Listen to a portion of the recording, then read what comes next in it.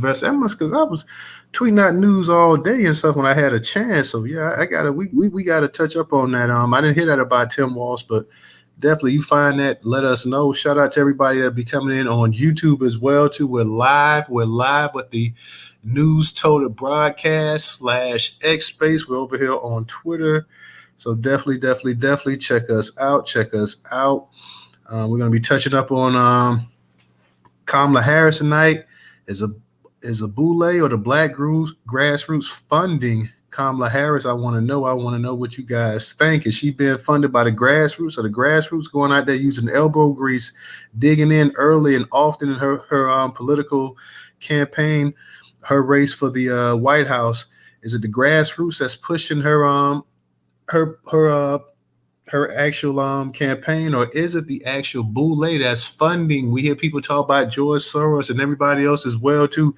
Has a Boule class dug in their heels and started opening up their wallets and their purse, trying to get Kamala Harris, aka the first Asian / black woman / Asian, whatever you want to say? Are they the ones digging in, spending their money, trying to get her up in the spot as well too? So we definitely got to discuss that. If you guys missed last night, we were talking about the pick of her VP Walz. What's his name? Tim Walz, the Minnesota governor. And of course, there was an article circulating, and we talked about that yesterday. That was the focal point in the room. That is he an ally? He was supposed to, quote unquote, be an ally to the black communities.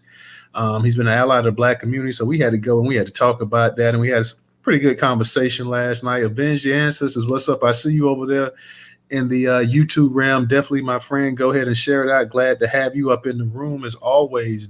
Definitely glad to have you up in there, as well as the rest of our people that come up in there. Make sure y'all share this tonight. Share this broadcast. I want to see some comments over there in YouTube. I want you guys to get to push. We want to hear what our people got to say. And we know that this, for the next how many other days until this election, this is going to be big. This will constantly be the actual focal point of the actual the news. It'll be all about this election. So just to let everybody know that. I'm glad to have you guys up in here. What's up? I see we got DJ up in the spot as well too, guys. What's up, everybody? Nice and early. Let's go. Yes, sir. I was just waiting for a few people to come in. Of course, I'm going to touch up because I got like 3 articles tonight. I want to touch up on all of them in terms that they're all talking about the actual money that's being raised. You got one, or you got Kamala Harris. They say she raised $200 million in her first week of the White House campaign. She signed up 170,000 volunteers. Then you had this other $2 million that was raised by her. It says white women answer the call. 164,000 people attend the Zoom event for Kamala Harris and raise over $2 million. And then we got, of course, we talked about this before, the black people. You had 44,000 black women. Then you had the next day 45,000 black men. They raised a combined $2.8 million for Kamala Harris. So I want to know, and that's going to be the discussion tonight. Is it the grassroots or is it the Boule that's digging in and that's raising this money for Kamala Harris as well too? So we're about to go ahead and we're going to go in and get it. Let me go ahead and touch up on, which one y'all want me to touch up on first? Y'all want me to hit the 44,000 black men, black women, because that's the longest article. Y'all want me to touch up on the other 2 shorter ones? It don't matter. However y'all want to do it, we can do it. What's the title on the other 2 short ones? The first one, we got white women answer the call. 164,000 people attend the Zoom event for Kamala Harris and raise over $2 million. I guess I'll start with that one. The white women name. Let's go. No. I know, right? It says white women answer the. Let's go. 42. No, I'm saying, just don't get jealous, sisters. White women answer the call. 164,000 people attend the Zoom event for Kamala Harris and raise over $2 million. That ain't a whole lot of money when you think about 164,000 people in a Zoom and they only raised $2 million. That's not a whole hell of a lot of money when you think about it. I mean, don't get me wrong, $2 million ain't chump change, but when you got that many people in there, you would assume that they would raise a decent amount more. This is from one of our curation people, Pittsburgh Courier. Says, Vice President Kamala Harris' presidential campaign is continuing to shatter records left and right in an unprecedented display of support. White women across the nation gathered virtually to back VP Harris presidential campaign. The event, titled White Women Answer the Call, saw a staggering 164,000 participants. The historic virtual event broke the record for the largest Zoom meeting ever and raised over $2 million in just under an hour. The Zoom call, organized to rally support for VP Harris, featured high-profile speakers including pop star Pink and actress Connie Britton. As the number of attendees swelled, the platform struggled to handle the load, eventually crashing and displaying a black screen with the message, "We'll be right back." The technical glitches didn't dampen the spirits of the participants, who remained enthusiastic and committed to the cause. "We weren't kidding when we said we broke Zoom," quipped attendee Aaron Gallagher. When the video chat resumed, the event's organizer Shannon Watson later posted on social media, "Kamala just broke Zoom again," celebrating the historic turnout. The massive mobilization of White Women Answer the Call comes on the heels of the similar show of support from When Black Women Win with Black Women, the virtual event that saw over 44,000 Black women earlier this week who joined the Zoom call to back VP Harris. The Win with Black Men Zoom call swiftly followed the next day, both events raising upwards of $1 million in a time frame of just a few hours. The stakes of this year's elections are incredibly high, with issues like Project 25, mass deportation, strict abortion bans, and increased police militarization on the line. The call to action was clear. White women must step up and organize within their communities to counter the divisive, discriminatory tactics expected from the MAGA movement. The overwhelming support for VP Harris from white women is a significant shift from the 2016 presidential election, when 47% of white women cast their ballots for Trump. Now, with the potential of the VP becoming the first Black woman president, they say the first Black woman president, there is renewed urgency among many to support her campaign and counteract efforts that might seek to undermine her based on race and gender. Other groups, like Showing Up for Racial Justice, the largest organization in the U.S. mobilizing white people for racial justice, are playing a crucial role in this effort. With a Zoom call scheduled for this afternoon, SURJ is working to ensure that white women take responsibility for organizing within the communities, recognizing that fighting racism is not only morally right, but also beneficial for all. As the election approaches, the continued mobilization of diverse supporters, including a significant portion of white women, will be crucial in shaping the outcome. The call to action is clear. It's time to show up, organize, and ensure that democracy prevails. Okay, let me touch upon this other article, guys. I'm going to let y'all, we're going to go in. I just want to get it out there. Our partner, Neo Jim Crow, when I get a chance, I'll put those articles up in the actual Jumbotron as well, too. Harris raises $200 million in first week of White House campaign, signs up 170,000 volunteers. Vice President Kamala Harris' campaign has raised $200 million since she emerged as the likely Democrat presidential nominee last week, an eye-popping haul in her race against the Republican nominee, former President Donald Trump. The campaign, which announced its latest fundraising total on Sunday, said the bulk of the donations, 66%, comes from first-time contributors in the 2024 election cycle and were made after President Joe Biden announced his exit from the race and endorsed Harris. Over 170,000 volunteers have signed up to help Harris campaign with phone banking, canvassing, and other get-out-the-vote efforts. Election day is 100 days away. The momentum and energy for Vice President Harris is real, and so are the fundamentals of this race. This election will be very close and decided by a small number of voters in just a few states. Michael Tyler, the campaign communications director, wrote in a memo. Harris campaigned in Pittsfield, Massachusetts on Saturday, drawing hundreds to a fundraiser that had been organized when Biden was still at the top of the Democratic ticket. The fundraiser had originally been expected to raise $400,000, but ended bringing in about $1.4 million, according to the campaign. Harris quickly got Democrat support after Biden, whose candidacy fizzled following his disastrous June 27th debate performance against Trump, exited the race. Former White House Speaker Nancy Pelosi, Senate Majority Leader Chuck Schumer, House Democratic Leader Hakeem Jeffries, former House Minority Whip Jim Clyburn, former President Bill Clinton, and former Secretary of State Hillary Clinton were quick to announce their support. Prodigious Democratic fundraisers, former President Barack Obama and his wife Michelle Obama announced their endorsement as well. Harris, at her Saturday fundraiser, said she remained the underdog in the race, but that her campaign was picking up steam. Future Forward, the largest super PAC in Democratic Politics announced last week it has secured $150 million in commitments over the first 24 hours from donors after Biden bowed out and endorsed Harris. Democratic House and Senate candidates also say they have seen a surge in support since Harris emerged as the party's likely nominee. All right. Shout out to all you guys coming up in here. Y'all make sure y'all go ahead and retweet this out. If you're in the space on X, please retweet out the space. And if you are on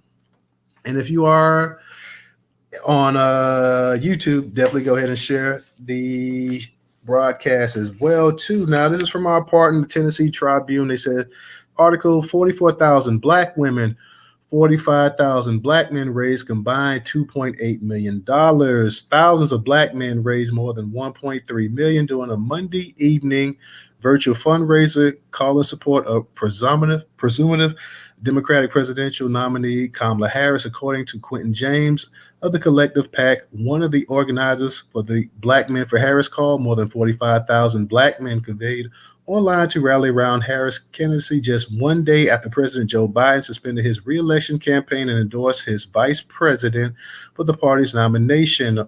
James, along with political and legal strategist Bakari Sellers, Khalil Thompson, Michael Blake, Democracy Project organized Monday's call, which is hosted and streamed by Roland Martin's Black Star Network. The goal of the call was to match funds raised during a similar call hosted Sunday night by Win with Black Women. While the collective of black men did not reach the fundraising target of $1.5 million for the Harris for President campaign, the organizers noted that they were able to raise $1.3 million, more than 17,000 donors in less time. Blake said he told the Greer Money that the call was an incredible collaboration that brought together black male organizers, elected officials, and staff working for the White House and Harris campaign. Last night, we made it clear that black men count and black men must be counted. Black men must be at the table, and we do not accept that we are not in the game, Black told the Greer. We made it very clear that for a long time, sisters have held us down. Well, it's our time to do it for her. After 48 hours of fundraising for Harris among black women and black men, resulting in a total of $2.8 million, Blake noted it's pretty clear what's possible when black communities unite. They will try to attack her. They will try to attack us. But if we remind people that we always have strength in numbers and strength in message, we win, added Blake. Black male leaders who joined Monday night's call to deliver brief remarks included Maryland Governor Wes Moore, U.S. Representative Stephen Horsford, and chairman of the Congressional Black Caucus, U.S. Rep. Maxwell Frost, America's first Gen Z member of Congress. Notably, Frost works with Harris in the White House Office of Gun Violence Prevention, which Biden established last year. The vice president has been a leader in that office, fighting to ensure we have hundreds of millions of dollars going to our communities across the entire country. And so that's one of the many reasons I'm proud to be supporting her, said Frost. The nation's youngest congressman noted that gun violence is a critically important issue to young voters, particularly young black men who are surviving gun violence on a daily basis. Frost expressed optimism that Harris could bring this issue to the forefront and talk about it in a way that needs to be spoken about. Tennessee State Representative Justin Jones also joined a virtual call, noting that he and others in the state stand with the vice president because she stood with us in our darkest time. Jones, along with State Representative Justin J. Pearson, was expelled by a state legislature last year after joining the anti-gun violence demonstrators inside the state capitol building. The next day, Harris made a surprise visit to Nashville to condemn the expulsions as an affront to democracy and racial justice. Florida State Senator Shervin Jones, who was on Monday's call, told the Greer that fundraising effort shows solidarity and strength. A Sunday evening Zoom meeting organized on the behalf of Vice President Kamala Harris by political advocacy group Win with Black Women drew 44,000 people, raising over $1.5 million in just a few hours, according to Jakota Aditi, the group's founder. We are united. We're fired up, ready to work and defeat Trump and his 2025 agenda, ensure that Vice President Harris is the next president of the United States. The interest was so strong that attendees who tried to join the call in the first hour couldn't do it because of capacity restrictions, with some creating other spaces to listen in from, utilizing Google's Meet, Twitch, listen only phone calls. When would Black women organizers connected with Prony Bowie of the coup, a Zoom for support, and soon the floodgates open as women and allies across the country join to strategize how to support Harris run for president. When with when with Black women is an intergenerational women's group that has rallied support for Black women in politics, with a particular focus on getting Black women appointed to senior positions in the Biden-Harris administration. Renewed urgency among many to support her campaign and counteract efforts that might seek to undermine. Okay, well, that's it for that part there. So, okay, let me see. Well, actually, it's not. This group has played a role in persuading President Joe Biden to select Harris as vice presidential nominee in 2020, while the Sunday night call itself was off the record for many attendees. The assignment was clear: get information and rally voter support for Harris by Election Day, November 5th. The stakes could not be higher, as evidenced by former president and current GOP presidential nominee Donald Trump's immediate lobbying of attacks toward Harris, seeking to tie her performance to Biden's perceived mental and physical decline. Despite the tumult that led to Biden's withdrawal from the race, advocates for Harris see an opportunity to ensure she gets for the many legislative accomplishments the two were able to achieve during their tenure. The call itself felt like winning, to be engaged, to be in the community, to speak and yell. And what's possible is real change and progress begins to be in the moment with over 44,000 women, sisters, friends, strangers. It was truly priceless, said Margaret Anu, an attendee who was also an impact investor, told the Greer. I have laughed, I've cried, prayed on this call. It was truly an experience, what they said. An anonymous attendee who was also a member of the Kappa Alpha Sorority Inc., the same Greek letter organization as Harris. Janetta Cole said, don't ever let them say Black women can't do it, she added. I was one of the 44,000. Read the text of the social media graphic of Harris speaking with When Would Black Women created. This post started to spread like wildfire Monday morning as attendees reflected on what the meeting meant to them. So, yeah. Quite a bit of people that attended these things. Shout out to everybody that's coming up in the space, guys. I see a bunch of y'all up in here. Just touch up on a number of articles. One of the articles talked about the you had the Zoom where you had the white women, 164,000 of them. When what was it called? White women answer the call. They apparently raised $2 million for Kamala Harris. The other article we talked about her first week in the White House, her raising $200 million, signing up 170,000 volunteers. And of course, you just heard that one. Of course, all you guys know about that. Roland Martin, he actually streamed the one with the black men, the 45,000 black men, Win with Black Men for Kamala Harris. And then you got the Win with Black Women also for Kamala Harris. They raised a total of $2.8 million in a few hours on Zoom. So we're asking the age-old question, is this money actually coming from the grassroots, or is it coming from the actual Boule? Now, that's the question that's the $1 million question that we're asking tonight. We definitely want to get everybody's thoughts on this as well, too. I just saw that Beyonce, I believe she donated $4 million to her. You had the actor Ben Stiller. Of course, he caused some heat talking about that Jewish people want to be like black people or something like that.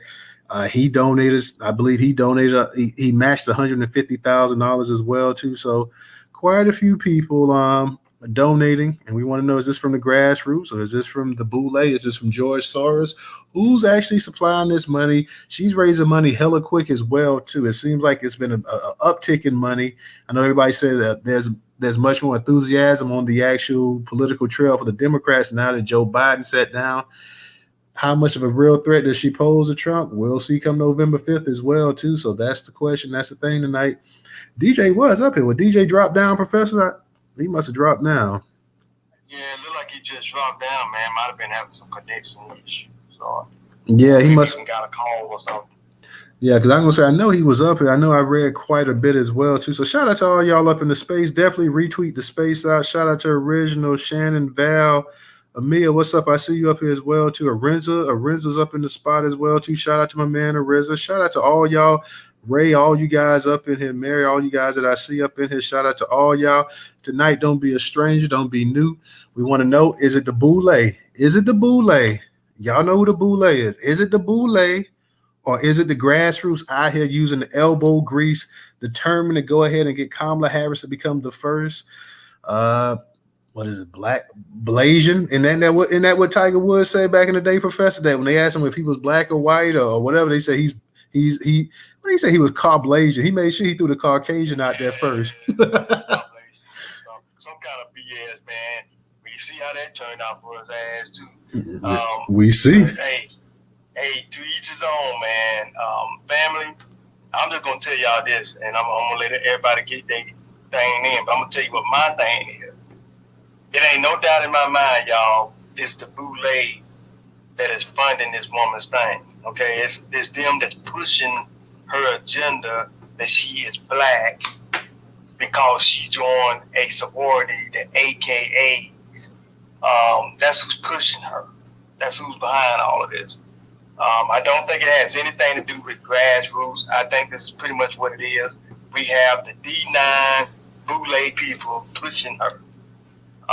These people, by the way, y'all, when I went to college, I'm just going to tell you, when I went to college, I noticed these so-called black Greeks never thought they was on the same level as the regular black students. They always thought they were higher and above. Now, I hate to say it like that. I mean, these are our people. These were some of our people. And some of them were mixed with non-LPAs too, by the way. It was not all just black American. It was non-LPA blacks up in there too. But these people thought they were above reproach. If you was just an average black person on a campus, these folks would walk right past you like you was nothing. And they almost gave off the sense that they was one of the Caucasians, the way they acted. So I'm just telling you, these people, I'm sorry, I'm not down with them, never have been. I never support Black Greek organization. Hey, look, I even got asked to be in one. And I didn't want to do it because I just didn't believe in it. I didn't believe in that mess.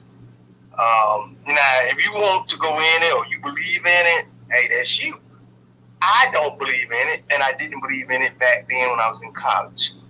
But this is who's pushing Kamala Harris to get her into the position where she's going to do more harm to our people, to Black Americans.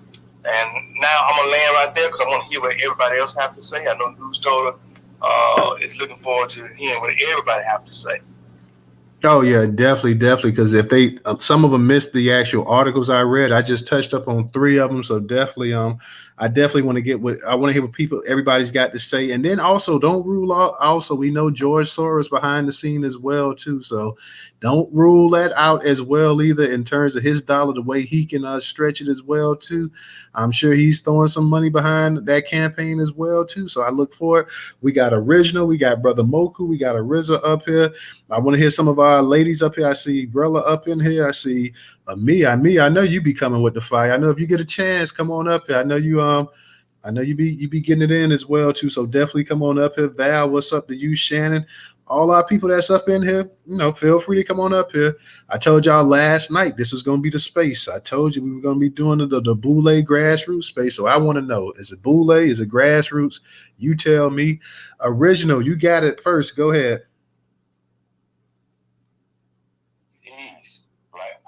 Lineage-based preparation. Anybody with sense, they know it's the Boule. Anybody with sense, they can see that these white folks are trying to make Kamala black, and she is not. She never will be black. I mean, that's just the truth of it all. And and see what's going on. And remember, Newstoter, I told you, I had written this to you before when I posed a question to Attorney Ron Daniels. He's one of those Pan-African freaks. When I asked him how does he raise money for his how does he secure funding for his organization, he said, well, we don't take money from big tobacco. I said, look, stop right there. I want to know how do you secure funding. I don't want to know who you don't take money from. Do you have a dry cleaner where you part of your proceeds, you sell magazines, car washes, or what? And then he came out and said that he gets a grant from this Open Society Foundation, which is owned by George Soros. And there was a brother, I can't find this video now, but it was a brother who had given money to a political campaign. And I forget which election cycle it was in, or primary or whatever. But he said they took his money, but then they used him, whatever amount that he gave, they used him to give more money to whatever this political PAC or whatever organization. So technically, it was almost like he didn't give any money. He was used. And I'm sure that is what's going on now. If anyone in here has seen that video or heard. Uh-oh, Original, we lost you. You there? I would greatly appreciate it. Because, see, it's stuff like that. And see, it's stuff like that that people need to understand that they're going to use trickery to try to say that Kamala has street creds with the grassroots. She does not have street creds. Black people, by and large, don't like only the stupid people, or I say below stupid, the ones in the Greek organizations and others who want to fit into white society. Because I got a text today from that Black Voters Matter, and I told them I'm not voting. Kamala ain't black, so there's no vote for you here. They sent something. They sent something back saying that, well, can you get 5? No. I'm gonna send them something back showing why I will not be voting for any. And I told them I'll vote for the candidate and party that's going to support lineage-based preparation. And they sent some more foolishness back. I think some of these things may be computer generated, but no, Kamala is not connected to the grassroots. They can stop telling that lie now. And she will not, unless she's delivering lineage-based preparation, she will not get my vote in our land. Thank you. Original, Brother Moku. Let me go ahead and get to you as well, too. What's up with you tonight, Brother Moku? What's up, family? Can y'all hear me? I'm on the road, so I might go in and out, but I'm going to make it quick so I don't hit the matrix. This is white supremacy playing both sides of the argument. White supremacists and their racist acts, they're real sneaky and sophisticated at the same time. Of course, they're going to donate huge, large amounts of money and under the guise of black women. So what I'm saying is you'll see no black women posting any receipt that they gave to this platform, but supremacist media saying black women and black men on a whole Miller and raised all this money in crazy short amounts of time. My question is, if we raising all this money for Kamala, how we can't raise money for the jail these white supremacists and kick out reparations? You know what I'm saying? So that should be, y'all should already know right there that this is the fucking collaborators of white supremacy, aka the Boule, their bootlicks and their little, their toys, and they're gonna get broken after they get. But this is something that we should really pay attention to, and this is definite proof that it is a system of racism, white supremacy. I will be voting for either one of these candidates, and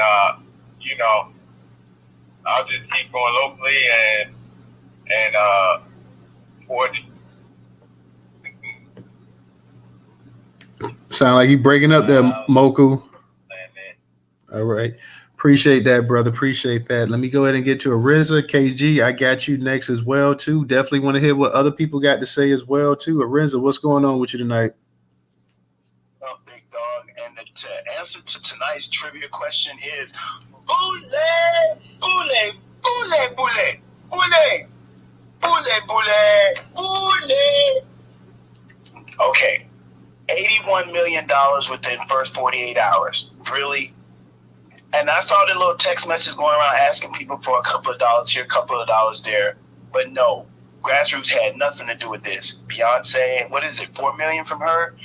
No, they're trying to railroad us, and it's coming to light.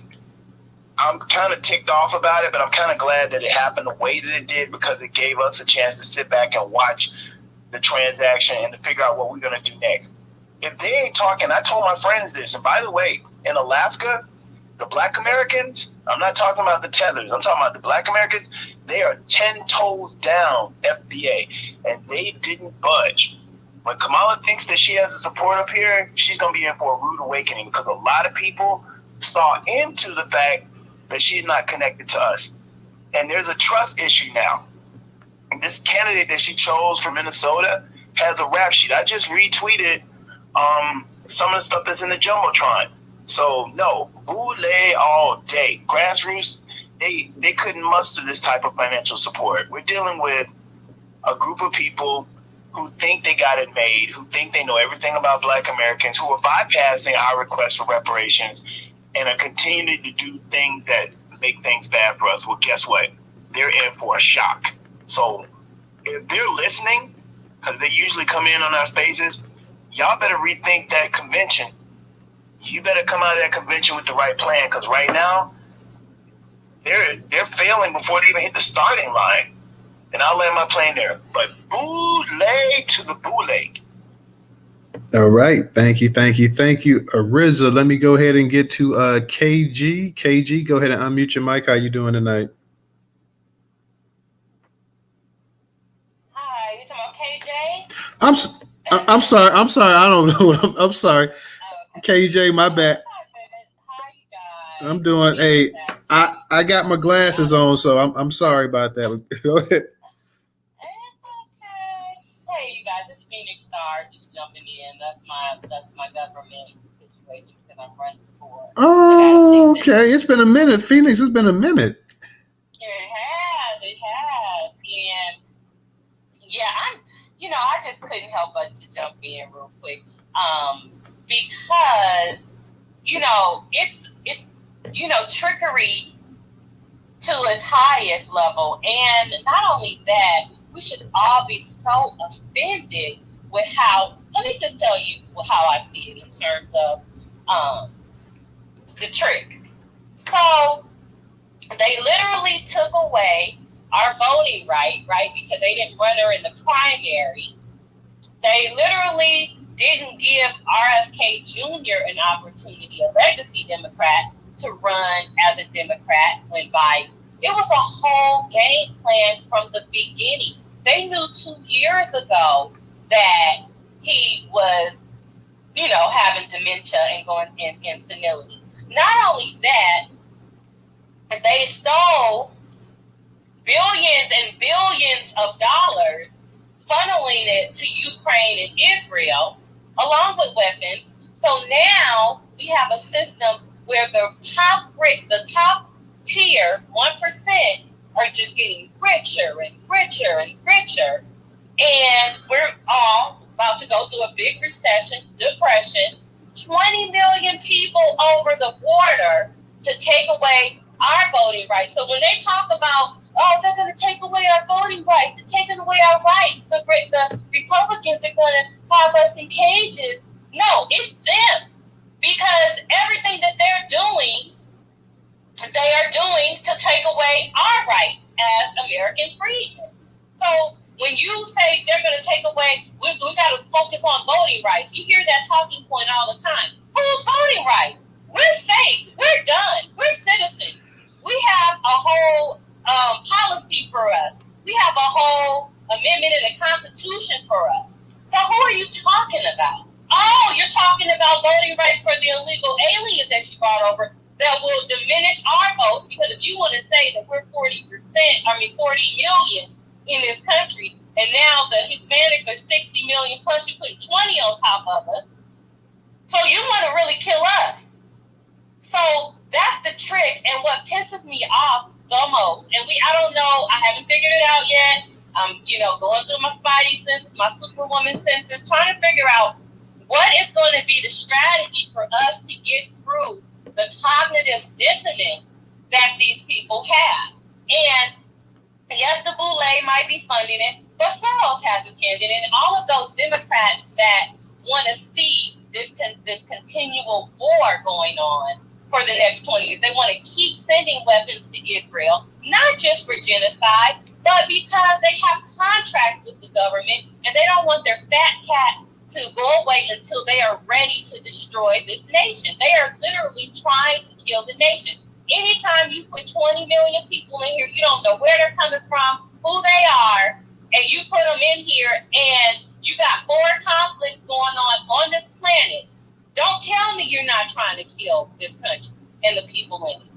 So the cognitive dissonance, though, because because they wear a certain skin and they say they're part of the culture, I don't get it. Because what about the policy? I don't care if she's black, white. It don't matter.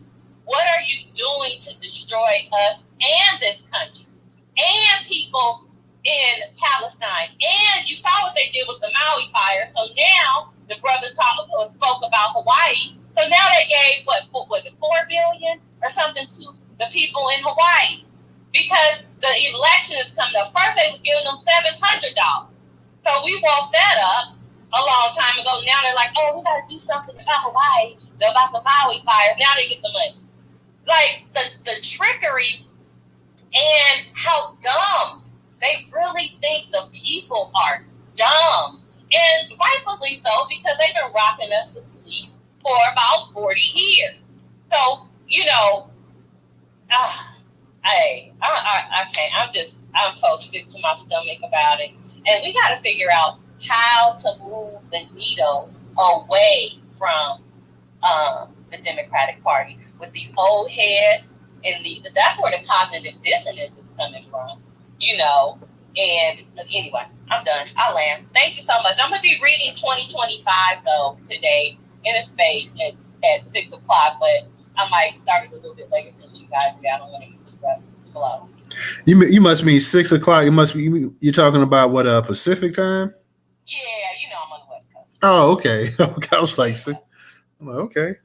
Well, thank you. It's been a minute since we heard from you, sweetie. So I'm glad to hear from you and glad to have you back up in the space as well too. It's been a hot minute. So that's Phoenix. Likewise. I missed you guys too. I gotta read this comment. I got you, Black Vanguard, but we got our buddy Crimson Tide over on YouTube, Professor. And Crimson Tide was in that one space. I think we was talking about it was a space we had about Kamala. I don't know if it was on reparations or it was about her race or whatever. But Crimson Tide said this as Kamala is on fire. You can all try to drag this sister down, but know you are in the minority big time. Are we dragging her down? Or are we just asking the question? Is she being funded by the Grassroots or has she been funded by the Boule? I mean, let's not act like the Boule is powerless, like the Boule don't have money and the Boule doesn't have influence. They do. Now, I mean, that's not to say that you don't have just a regular Joe Smo contributing to her campaign and whatnot, but hey, there are people in high places that's also contributing as well too. And she's on fire, and that's great that she's on fire. But remember too, the actual election ain't to November, so she may want to keep that fire and that steam till then. Can I add something? I'm sorry, Toter. Go ahead. Just because I missed the point because I got so heated. But okay, let's pose this question to the listener on YouTube. So it's all right if she's on fire and if the Boule is funding it. Why is there not anything being negotiated? Why should we give 90% of our vote for nothing? There's no reparations plan. At least Trump offered $500 billion, right? There's no anti-Black hate crime bill. There's no industrial economic manufacturing bill for us. Why are we giving her support and our vote and our money, and she's not offering no money or no restorative justice for us? That just is cognitive dissonance and it's retarded, Mr. Listener. All right, I'm done. All right. Thank you again. That's KJ or Phoenix Star her other profile. So shout out to that sister. It's been a minute since we heard from her. I see my girl Trouble down there as well too. So shout out to Trouble. I always got to give Trouble a shout out when I see her. Shout out to Trouble down there as well too. Black Vanguard, go ahead and unmute your mic. How you doing tonight, bro? Hey, what's up, everybody? Yeah, I would say that the Black Boule is actually fun to Kamala Harris though because of Black Grassroots. We're not really messing with Kamala Harris though too because we remember how she was when she was Attorney General of California Senator. She really didn't do anything for black people on the state level though. She definitely was enough. She actually said that she was going to do enough for black people. No, and a lot of people don't think about it. Is that the D9 supporting attorneys have been NBA arguments. Vanguard, we hearing some blowback. Are you outside or driving or something? Yeah, I'm outside though. I'm in the library. I'm outside the library though. I'm actually studying right now though. Oh, okay, because we heard like some. Okay, that's what it. Because we heard like some wind or something like that. But go ahead. Yeah, but the D9 supporting attorneys though, they're a huge problem though too because they've been undermining narcotics for the last 100 years though since they've been established though. All that money they raised for Kamala Harris, they could raise that defend that sister though that got killed. I think Sonia Massive, I think that's her name. And for the people understand that Illinois, that's a Democratic ran state. They're trying to make these people vote. Like they are making them vote. You go to places like California, I think New York, Illinois, Hawaii. Illegals can vote in the federal elections now, especially in blue states like California, New York, Illinois, Michigan, New Jersey, Massachusetts. They actually vote on the local, on the state level and on the federal level in the state level. Because you don't have to have an ID to vote in the state level. So they passed the bill in the House though, but it's going to be struck down by the Senate and the White House though. So the Black bourgeoisie class, they actually in groups with it too because they get paid. All they care about is getting their check for the Democratic Party. They don't care about the masses of black society though because the Rosa Martins and the Children Justice League, all the other relay organizations, the NAACP, the Urban League, they only care about getting their checks. So because as long as Kamala Harris and Joe Biden stay there, they continue getting their checks from the Kamala Harris and Joe Biden administration though. Because they know Trump get back in there, he gonna put all of the immigration programs and all of NGOs, he gonna stop and put that stuff up, which is to our support. At least the other sisters said at least Trump had a $600, $30 funding plan. The Democrats don't have no plan for our people though. See, politics is about a business transaction. It's not about feelings though. See, people already know about Kamala Harris' background. I'm not gonna get to her background though, but she's East Indian. She's a Bombay East Indian and East Indian Irish Jamaican.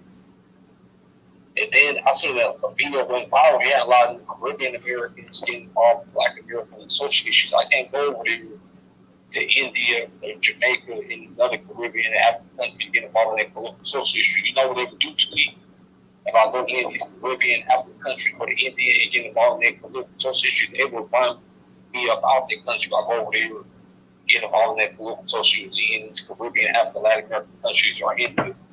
And another thing I'm gonna say is that we need to start I don't think Kamala Harris got a lot of support though. Her support has went up a little bit though, but she don't got support in that Minnesota governor. I think Tim Walz or something like that. It's gonna be devastating. People already know about how you ran the state of Minnesota. How you got all the Somali gangs over here running amok over here in Minnesota, how they committed crime, they doing welfare fraud and stuff like that. They following the government over here in Minnesota. So yeah, if Tim Walz and Kamala Harris get in there, they're gonna turn the whole country into how it is in California, New York, Minnesota. And we definitely get a lot to happen. They got to think about the inflation. It's 9% in this country. If Joe Biden and Kamala Harris and Wilson and whatever's name that governor of Minnesota, if he get in there, I'm sorry, because if he get in there in November, the inflation going to be 9% to about 15, 20%. We already almost in a recession already. If Kamala Harris going to be in there, we really going to be in a Great Depression if she get in there. And the black bourgeois debut with the Boule, the WCP, Irby, Jack and Jill, the Freemasonry storms, and when stuff hit the fan, they ain't gonna be well off. That means if people think, oh, you got wars going on in these other countries. Hey, Black Vanguard, let me get you to land it so we can get ready to get to some other hands too, though. But go. Okay, I'm gonna land. I'm gonna say this though. If Kamala Harris and Tim Bush get in there, it's gonna be World War III going on. You always see what's going on in the Middle East and Europe right now. What's about to happen in Asia, in China, Japan, and North Korea, South Korea. If they're gonna try to do a social draft and the Divine Nine, all they gonna do is flee and run away from the country. Though that's all I gotta say. I'm gonna drop down because I'm in the library right now. All right, thank you, Black Vanguard. We appreciate it. Let me go ahead and get back to let me get Professor. Go ahead, and because I got you, then I got Ariza, and I'm gonna get back to Phoenix as well too. Okay, thank you, Newstoter. Family, real quick. The thing with Kamala, she is just using our vote at this time to get what she wants. And we all know once she gets these votes, she will no longer have anything to do with us. This is all I want my Black American family to think on as we look at November. Kamala is not our friend. She's not one of us. The Boule is trying to push this agenda that she's black or she was in an AKA organization. I don't care. I told you what my experience was when I was in college when dealing with those people. They act like they was way above everybody. They acted like they was one of the white people. Really, that's how they act. And so I say to you, the people that's pushing the situation with her right now is the Boule. That's the biggest supporters behind her. And you might have some grassroots there too, but the biggest supporters that are pushing her agenda really is the AKA organization as much as anybody. You do have the Roland Martin, you have that DL Boule out there. You have you even have this rapper Plies. Like, man, go sit down somewhere, man. This is crazy. We know that this woman is saying only for political reasons because she's trying to get the Black American vote. Once she gets it, she won't do anything for us, for she has already said. So if you're black, and even if you're not LBA black, she said in that interview, if y'all remember, when they sat down with her, she said, I'm not going to do just something for black people. So that was really the totality of black people, not just black Americans, right? She said black people. So that's the totality of all of us. So even if you're the non-FBA black, you should be against this woman because she said she's not doing shit for you neither. Oh, she's my friend, so. But she's not doing anything for any blacks, okay? Or she's not doing anything just for black people, right? But the group that is being marginalized in this country have been us, Black American people, okay? We're the group that's been marginalized. And we got immigrants running all up in here, getting things for free that really should be coming to us. So you will be a fool to vote for this person when she's already said she's not going to do anything for you. Okay? So that's all I want to say there, family. I just want people to focus on the fact that this is somebody that's being supported by the Boule, big time. They behind her big time. And I think that guy, Roland Martin, I think he was a black Greek too. I can't remember which one he was in. I think I remember him talking about it. But I can't remember which one he was in. So what I'm saying, there you go. That's right. See how she's being supported by nothing but black Greek organizations? That's pretty much what she's been supported by. And they all in the media. They all in the healthcare. They all in the education system. They just all over the place, man. And so I just want y'all to think about this. This woman is not one of us. And I'm going to land right there. Thank you, Professor. Real quick, let me give a shout out to Nightfall. Let me give a shout out to Miss Trigger for their contributions on Cash App. Thank you, guys. I definitely appreciate that. You guys can support Newstoter on Cash App, $Newstoter, $Newstoter. Newstoter is the largest Black-owned, Black American news media curation platform today in America. One of the best curation platforms of any group, but definitely the largest Black-owned, Black American-owned curation platform. So, guys, make sure you visit Newstoter.com to stay up to date on breaking Black news in Black America. Visit Newstoter.com to stay up to date on breaking Black news in Black America. For those that can, guys, I got the membership. I'm looking for anybody that's willing to support us for as little as $1.75 a month. That's in the Jumbotron on the far right-hand side. It takes no time to set up an account, less than a minute. Original, he is a member of the platform as well, too. He can tell you that as well, too. So you can support Newstoter for as little as $1.75. You're supporting Black-owned, Black business. By doing that, we support Black-owned, Black business as well, too. So check that out, guys. We're in August. We haven't had anybody sign up in a couple months, so I'm going to start drumming that again. Let's see if we can get at least one person to sign up tonight while the space is going. And the same for people on YouTube as well, too. From the people on YouTube that always support, click that that link on the actual screen. It's in the description as well, to Newstoter.com customer. You can go right to the website and sign up. You can become an actual member, and you can support for as little as $1.75 a month. It goes directly to Newstoter platform. So shout out to EHZ as well, too. But once again, $Newstoter, $Newstoter. And let's try to get somebody tonight in the space or on YouTube to go ahead and become a member. Become a member on the platform. Support us for as little as $1.75 a month. I said we got my girl Trouble up here. I'm gonna get to you, Ariza, and I'm gonna get back to you, Phoenix. I gotta go ahead and get the Trouble real quick. Trouble, how you doing tonight? We got us a new speaker. So what's going on, Trouble?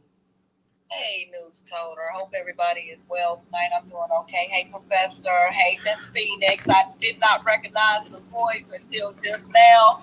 And I was like, I knew her voice sounded familiar. I was in her space one night. And I was like, I like the way the sister talk. I like what she's saying. And okay, it makes sense now. So that's what's up. If y'all are not following that sister, go hit her page up right quick here. So, who's funding Kamala Harris? Kamala is being funded by a little bit of everybody. I just pulled up some articles, and one thing how the tech industries and the VCs are all, I guess, in what they call that in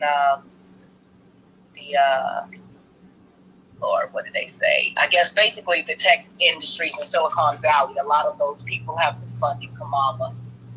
She's just got a $7 billion infusion from Reed Hastings. He owns Netflix, but he didn't give the donation in Netflix's name. It was a personal donation from him to organizations that PACs that support Kamala. I was looking to see if AIPAC was also funding Kamala, but of course, a lot of that information is always covered up. Because AIPAC has kind of, run ramshot over a lot of our elections, which makes me wonder why us people don't see who they're funding and go the opposite direction, even if you're not fond of the candidate. I wasn't that big of a Jamal Bowman fan, but the fact that they funded someone against him, I would have voted for him just because. The fact that they voted, they infused a lot of money against Cori Bush, I would have voted for her just because, just to get these people out of our elections. So I wonder how much money they've been giving to Kamala, because they when they normally fund Republicans, they've also been funding Democrats as well lately. And it's not like Kamala is anti-Israel. So I would wonder if she's getting her money from there. So I don't think it's a matter of whether it's the Boule or the Grassroots. Sure, us Grassroots is giving some money, but the Boule is giving a whole lot too. I've been seeing, I've got some family members who are a part of the D9 organizations, and they've been real proud posting up stuff on their Facebook pages about their groups, infusing her campaign with money as well. So I know that it's coming from a lot of them also. but I just feel like it's a lot of people. Kamala was even able to pull out some of the Democrats who had stopped donating because they weren't big on Joe Biden. So a lot of those people decided to come out of the woodworks and start, donating to her campaign simply because she wasn't him. So I heard what Professor said when he said, we've got to start thinking, Kamala hasn't really given any policies or spoken anything about us. But the truth of the matter, and that is the truth, Professor, but the truth of the matter, none of these candidates have. I mean, none of the major candidates have. The Republicans really aren't speaking to our needs or speaking to policies. The Democrats damn sure aren't, because they're used to getting our vote for so long. And it's damn nearly like we are scared. When I talk to a lot of people around here, just hold random conversations, everybody just wants to continue to go with the devil that they know, even though they know that they're not speaking towards anything for them. The Republicans in each state really are making it better because they're running ramshot over shit that really does apply to us, especially when it comes to our history and just anything else. We are demanding certain things state-wise, so national-wise, I mean, we really got to do a better job. I don't know if we started paying attention too late, but we really just kind of got to get on the ball with some things. And so Kamala, I'll just say that I believe she's being funded by a little bit of everybody. I don't know if she's actually going to win this election. It really feels like it's kind of up in the air at this moment. It just really feels like a play-by-play. I'm sort of with Black Majority on the fact that we all need to just kind of run it up the middle, and start looking at these third-party candidates like RFK, or somebody else, or just, go vote and write reparations on the ticket and put that on the ballot. But it's not looking good. It's really not looking good. So I'll land it right there. But it's good to see you all. I haven't been feeling that great, but it's really good to see everybody in the space tonight. And I hope everyone is doing well. Take care. Shout out to my girl Trouble. I know you it probably had. I think you probably was studying, or you probably was traveling or something like that. Because actually, this is the second space. We did one last week, and then we didn't do any. So this is actually the second space this week, and we were pretty much we had that storm down here Monday, that hurricane. Luckily, fortunately, we didn't get wrecked by it, but unfortunately, some of the surrounding areas did. But so just kind of making my way back as well too. But shout out to you, Trouble, and I hope you feel better as well too. I'm always glad to have you up in the space and to hear from you. And it could be a little of both. I agree with you what you're saying on that. I still feel in terms of the media coverage, and I'm just talking in terms of the Black people. Yeah, I know the white people are gonna, if you're a Democrat and she's gonna be the candidate, we know that they're gonna have to put some money behind her as well too. But I just feel, on the side from the Black people, that's the question right there. I want to know, is this more grassroots or is this more Boule? And I get what you're saying. It's a little bit of both.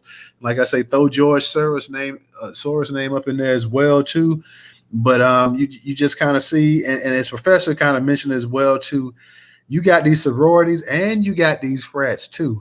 It ain't just the sororities, but you got these frats as well too. And as this thing gets closer, people say, hey, well, why are you making a big deal about her race and everything else? I'm like, well, y'all keep shoving it down our throat. Y'all keep telling us that, hey, she's blackity this, she's blackity black. So, of course, Black people are going to say something about it. So y'all want to talk about her race being the first of this and the first of that or whatever. But then when Black people kind of say, well, you know what?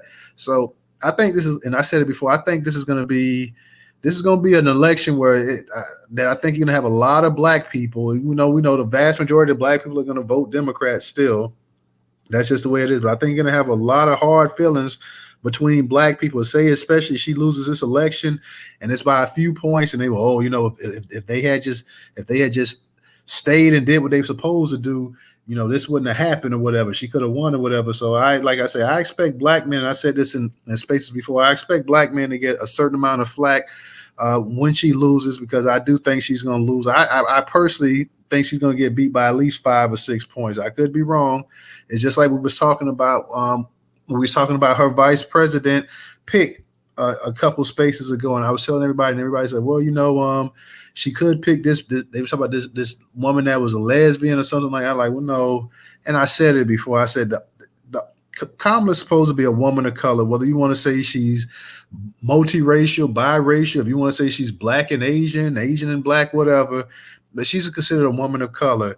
So it would have been suicidal to go ahead and put another woman on the ballot. And I know a lot of people didn't like it, but I said, there's no way she's going to put another woman on the ballot, because then they would be totally done. I knew she wasn't going to put another woman on the ballot. I knew she wasn't going to put a minority on the ballot. The only way she could have gone was to go the way she went, to get a white man, especially a white man that's been in politics for a while, especially a white man that's close to being a senior citizen as well too. She had to get that demographic to kind of replace what Joe Biden had in the actual party as well too. She couldn't go black, she couldn't go woman, she couldn't go minority. They were talking about Pete Buttigieg, whatever his name, couldn't go him because the Joker's gay. And I know people say, well, yeah. America, do you honestly think at this point in time America's going to go ahead and have a gay vice president? No, not at this point in time. 20, 30 years from now, yeah, but right now, 2024, no. So I knew she could only go one way. And the way to go was to get her a white man. Any other thing, getting a white woman as a running mate, getting a minority, a black, or whatever you want to call it, getting somebody that was considered LGBTQ, would have been suicidal, and her campaign would have been over, and she would have got absolutely washed. So she gave herself the best chance, I think, in terms of picking that candidate that would actually help her out. Trouble, go ahead. I know you was going to say something. Yeah, I was just going to agree with you. It's bad enough that she's, a colored candidate and a woman, but to have a gay candidate right alongside with her, they burn this bad boy down. You're not going to have this niggerish up here and then have some gay man at the side too. But what I want to say about this, the number things, it's crazy when you think about it. For the longest period of time, they keep telling us, lying, that we are 13% of the population. But when you look at the numbers of how they do, everybody that come over to this country, right, they allow these people to be pseudo-Caucasians. And so they identify as Caucasians, bolstering up their numbers, while ours is steadily looking like it's lagging and there's not that many black people over here. But it's so convenient that they all of a sudden, even though you all get the numbers for them being Caucasian, but they're shipping to the black category when it comes to you all getting benefits, getting the set-asides that are meant for black folks. But when you also want to be black when it comes to a presidential candidate, because you probably self-identifying, or if I look at your driver's license, you probably self-identifying as a Caucasian woman, but it's really convenient that you get to cloak under, like you get to double dip.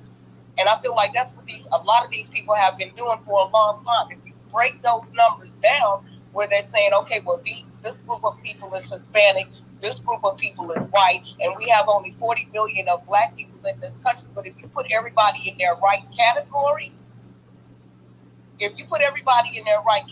then those numbers will change dramatically. But it's funny that Kamala gets to be black when she's a presidential candidate, but her numbers, as far as her being counted as a human, as a person, is going to the Caucasian race. And that's how they do with a lot of things. We really just gotta look at this thing as a whole. These people have been double dipping for a long time, and unfortunately, we're the ones who get the short end of the stick when they double dip in that manner. And that's really all I want to bring to the light. I just want to say that. All right, thank you, Miss Trouble. Let me go ahead and get to Ariza, and Ray, I got you as well too. Matter of fact, Ariza, let me get to Ray since he's a new speaker, and I got you. Ray, go ahead, and then I'll get back to you, Ariza. What's going on, everybody? So I'm not gonna say long-winded, but I want to make sure I say this correctly, because I said in earlier spaces that I thought Trump's running mate was going to be actually Tucker Carlson. So I was wrong on that, and I want to publicly admit that I was. I told you that wasn't gonna happen, but you got it. Yeah, that's what I'm admitting in front of everyone that I was wrong. But to be honest, I honestly thought that she was going to pick Pete. I think you said his name is Buttigieg. Yeah, Pete. Yes, I thought that she 100% was going to pick him, and the reason why I thought she was because he's a younger guy, obviously, so he connect more with like the millennials. He's from, I think, Indiana, South Bend, right? But he has a husband, though. He has a husband, and he has a kids. And in 2024, that still ain't gonna fly in America. No, I get it. But this is hear me out, because obviously he's from South Bend. He could appeal to like that Midwest region, because we all know that's like a battleground region. He was a naval intelligence officer, for a while, and obviously he would have got the gay vote. They would have been all for him, doing that. He worked, I forget where he worked. He worked somewhere in the government, to get some type of credibility to the job. Transportation department. Transportation department. He worked in the transportation department. So I thought, he'd have been a good balance of, experience, youth, diversity. I'm using air quotes for that, to make her ticket seem stronger. But, clearly I was wrong. And the second thing that I want to point out to the family, everyone, I want y'all to go to Brother Tariq Nasheed's, I won't say Twitter, his X page. So there's some political memes that's been going around by Democrats, right, the influencers, and the postings on social media. And I'm going to say one quick little cuss word. It's going to be a baby one, though. It starts off saying, things you niggas need to know before you go out and vote. That's how disrespectful they're being. I want everyone to know about that. And I land there. All right, thank you. I wouldn't say nigga's a cuss word, but it's not. I'm trying not to cuss, but I'm trying to respect the platform, not say anything that might get you flagged. Yeah, but nigga ain't a cuss word. They don't care if we call each other nigga. They don't care about that now. All the other stuff they kind of care about, but yeah, I just didn't think that. I think she did. And matter. And let's be honest, she didn't come up with this choice. They came up with it for her. She didn't sit there and say, "Oh yeah, I think I like to pick Tim Walz." They're like, "Oh no, we think this will be a good person. This will cover this demographic. You need area in, like you were saying, up there in the Midwest, and you need these elderly white people and a certain age. She had to touch bases on that right there. Pete, like I say, in 2024, maybe in 2054, maybe in 2044, the country might be different. But I knew that would have just been had she picked him. There's no way. It just, all of these conservatives say, and even unless you're the most ultra liberal people, they weren't going to go for that in America. Not at this point in time. They're not ready for it. It's not going to happen. Not at that high position. I'm not saying we know you got gay people in Congress and everything else, but to be the actual vice president of the United States and to be a man and have a husband and have kids, no. And I knew a all woman's ticket wasn't going to do it either. They knew it. That's why they thought they thought that they could get a Gretchen out of Michigan to go ahead and win. They would have put her right up there, and but they knew that wasn't going to fly. A black person, a minority, wasn't going to fly with her either. The only way they could win was to get a white man, at least to have a fighting chance. That's the only way. A gay person sinks the ship. Another black person damn sure sinks the ship. You could be a Latino or Asian, they sank the ship. LGBTQ, they sank the ship. The only way that you have a fighting chance is you got to have, even when Barack Obama was the president of the United States, you have to have another white man in office during this time. Okay, it's not to the point in this country where you can have an actual president, vice president combination and the white man's not present. No. You got to have you another senior citizen, old white man in office to have a chance as well, too. And they knew it. And the people told her, like, look, this is who we're going to pick for you. This is who you need. She could say what she want to. They told her what was going to be straight up. Same way they told Obama, hey, Joe Biden is your man. That's going to be your running mate right there. Okay, boss. And that's pretty much how it is. Ariza, go ahead. You got it.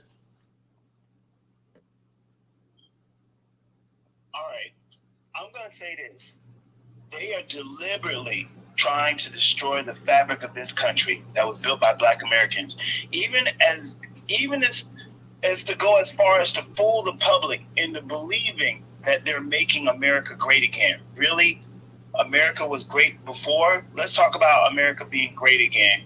Great slavery, great Jim Crow, great civil rights movement. No, we're beginning to put together what makes Black America strong. And clearly what they're doing is a money grab. And to answer the question again, I'll go as far as to say, check Boule. Silicon Valley is going to want something in return. People don't give money to these groups unless they want something in return. And Silicon Valley may have a whole bunch of stuff that they want the politicians to turn their backs on.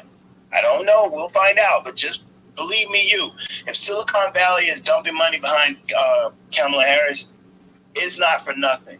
And AIPAC, let's not talk about this lobbyist organization, that want to take advantage of Black Americans too. Because remember, they're supporting everybody in positions of power. And in the end, we're going to be the ones taking the hit. They have a list, okay? When Kamala was targeted to be the person that was going to be a part of this movement, they have a list of people and groups that they call. That's why it's definitely Boule, because they weren't calling us. They were calling their quote-unquote foundation.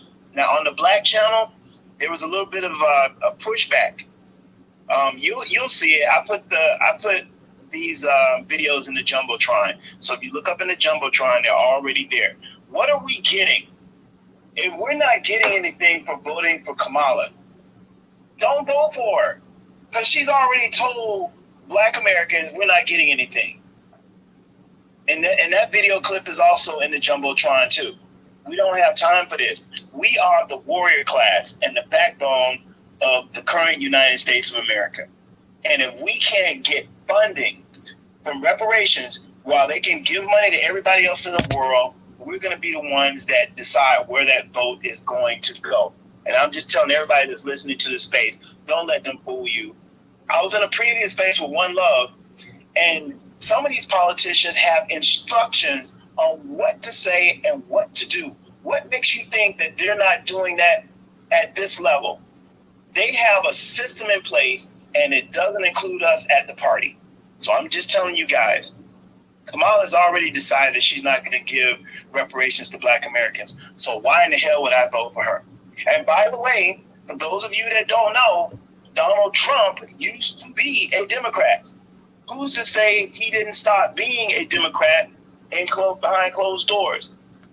On top of that, y'all got to remember that the only reason that Donald Trump changed from being a Democrat to a Republican is because how Obama embarrassed him at that hotel correspondence dinner. And I'll throw that in the Jumbotron too. But we're not going to be fooled. Black Americans, all the ones that I know, FBA, ADOS, we're not backing down. If they can't provide tangibles, they don't get support. No tangibles, no support. The traditional hashtag, no tangibles, no vote. And I'll land my plane there. Hey, Ariza, real quick, I want to ask you, when we talk about the Boule, what are we thinking about politicians, entertainers? Exactly when you think of the Boule and the people with the connections behind the scenes and stuff, because we've heard this term Boule for so long. What comes to your mind when we start talking about the Boule? Okay, there's two levels of Boule. There's your lower end Boule, like your fraternities and sororities for the frats and the sorors, like AKA Ski Wee, and then your A Phi A, Kappa Alpha Psi, Phi Beta Sigma, we know them, because she needs the Black support. So they're going to tap into these Black Greek sororities and fraternities. They need that as a backbone. Okay, that's part of it. That's on the low end. On the high end is Hollywood, all your major movie stars. I think Beyonce just donated $4 million to that campaign. That's your high-end Boules. But there are two levels of Boules, and they're pulling out all the stops to try to get Kamala back in the game. But what she doesn't understand is that even though she has certain people that connect to us as foundational Black Americans, the political theme is off track. So you can't get us to support you if you blatantly said on television, on national television or video or whatever you want to call it, you're not going to support Black people's request for reparations. And you can't have it both ways. So why are we going to vote for you? So you can be the first female woman president? No, you need to have other I can understand if her father was American Black, not Jamaican Black. She's just another person. Do you guys realize that both Kamala and Obama have something in common? They both are mixed. Kamala's mom is Indian. Her dad is Jamaican. Obama's mom is white. his dad is Kenyan from Africa. Oh, that's questionable. I ain't going there. But the point is, on the black side, none of these guys are connected to the soil. Obama's dad is from the African continent, not the United States. Kamala's dad is from Jamaica, not from the United States.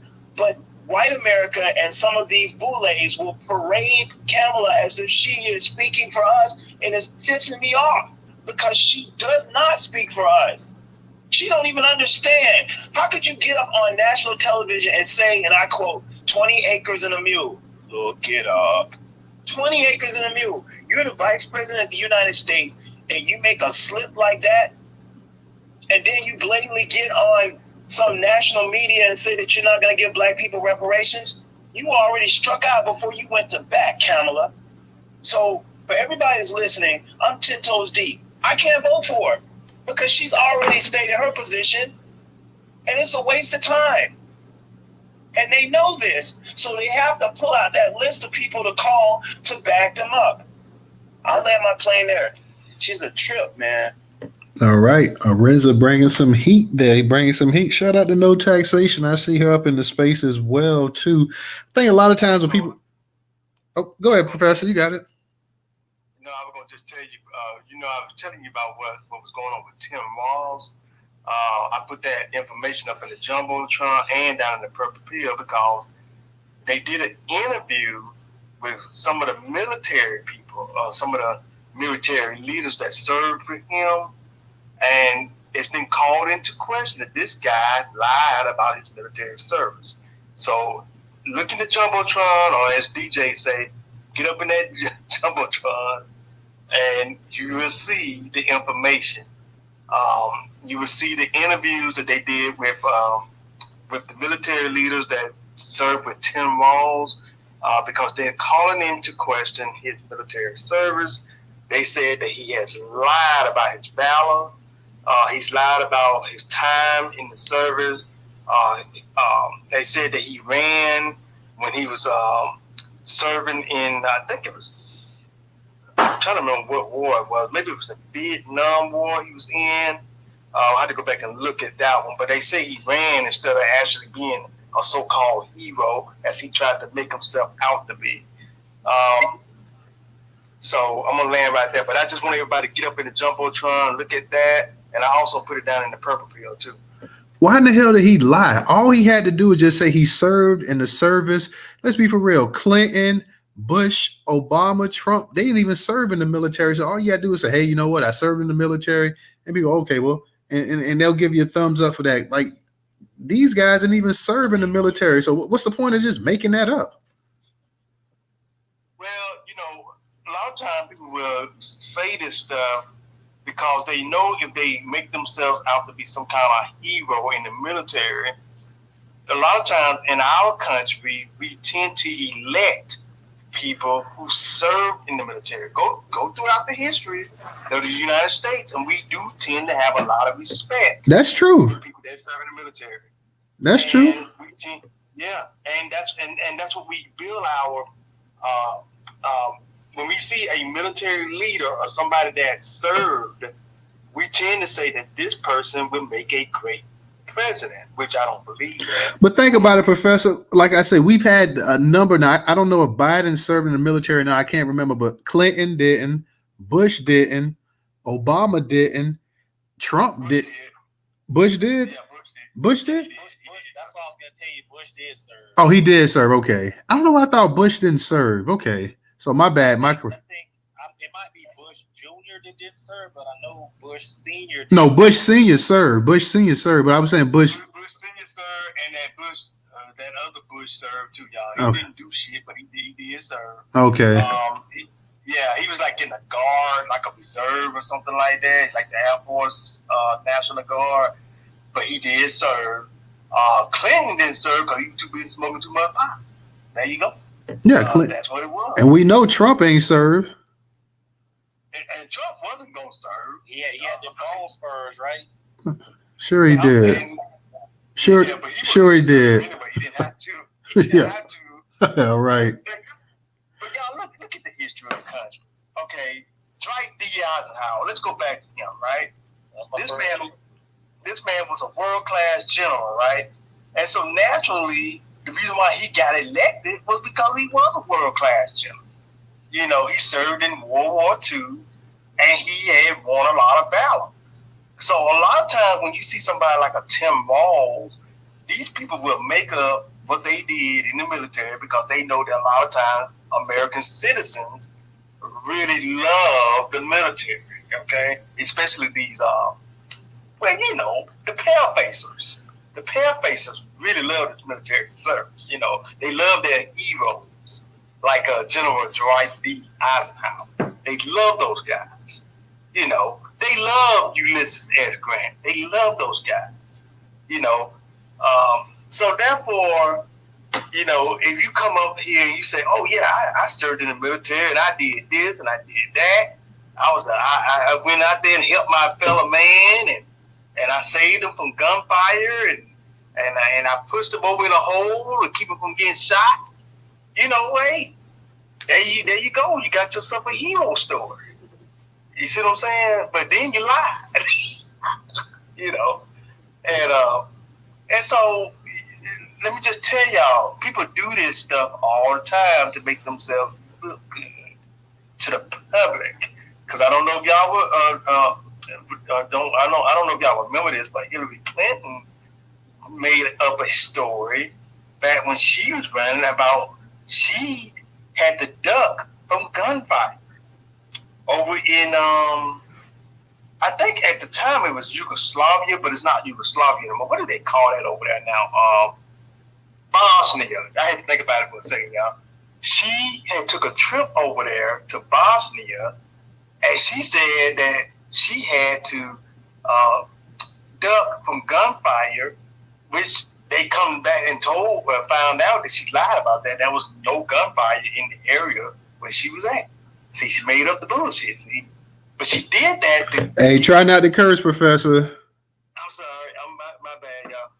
She did that to get sympathy and to get people to look at her as a hero. This is what people would do in politics. They lie. This is why you got to look at these politicians for who they are, man. They ain't here to help you. They here to help themselves. When are y'all going to understand that's what politicians do? Hell, lawyers, that's why lawyers make the best politicians, because they lie. they lie all the time.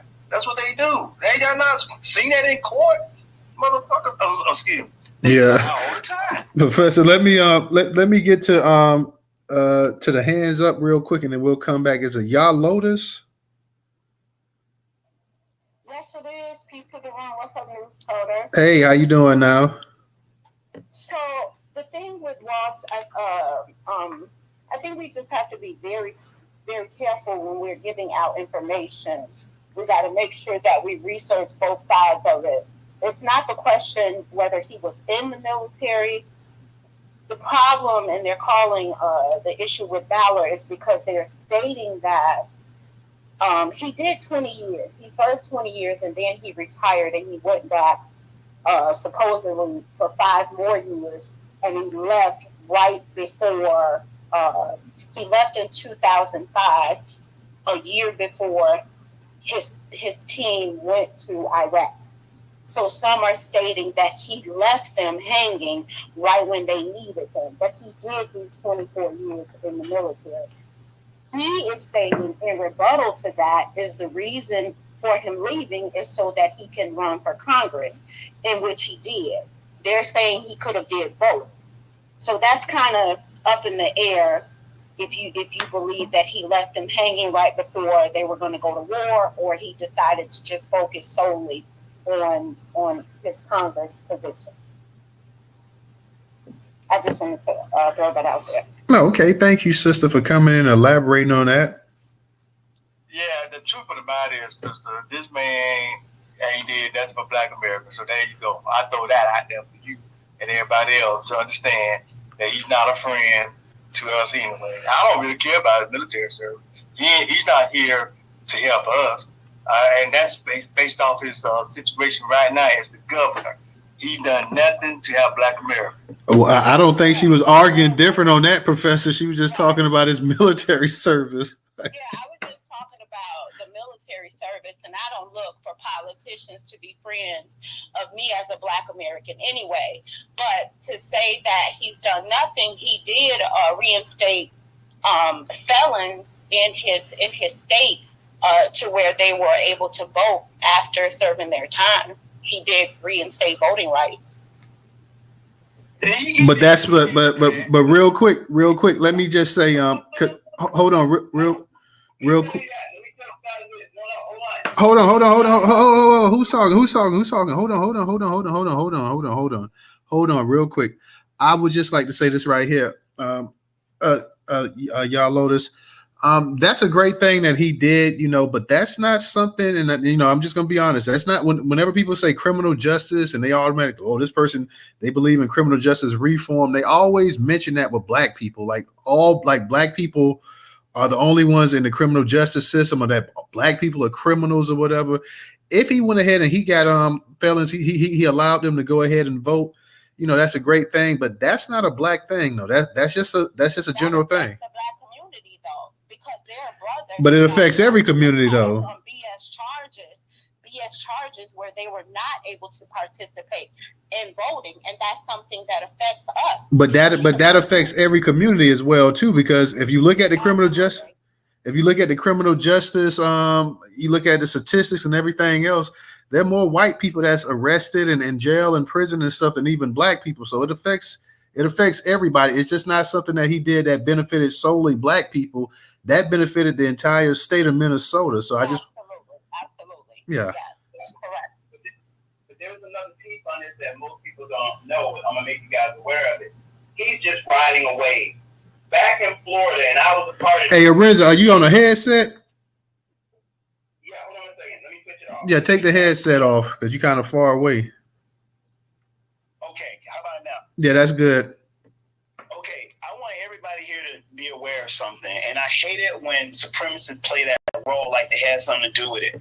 Many years ago, me and a guy named Desmond Meade were involved in a statewide petition in the state of Florida to give felons their rights back. It's called Voter Rights Restoration, and it was endorsed by the American Civil Liberties Union from Miami, Florida. That's the headquarters for the state office. After we were successful, other states around the country started adopting the principle, and they started making it happen. He's not getting credit for it. He borrowed that. He used that as a way of trying to make it look like he's in our corner. But don't let him fool you. That was us. A Black American put that together to help get felons their rights back.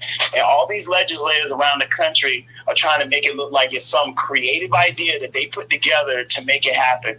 People as well as others. That's a blatant lie. It was voter rights restoration from the state of Florida.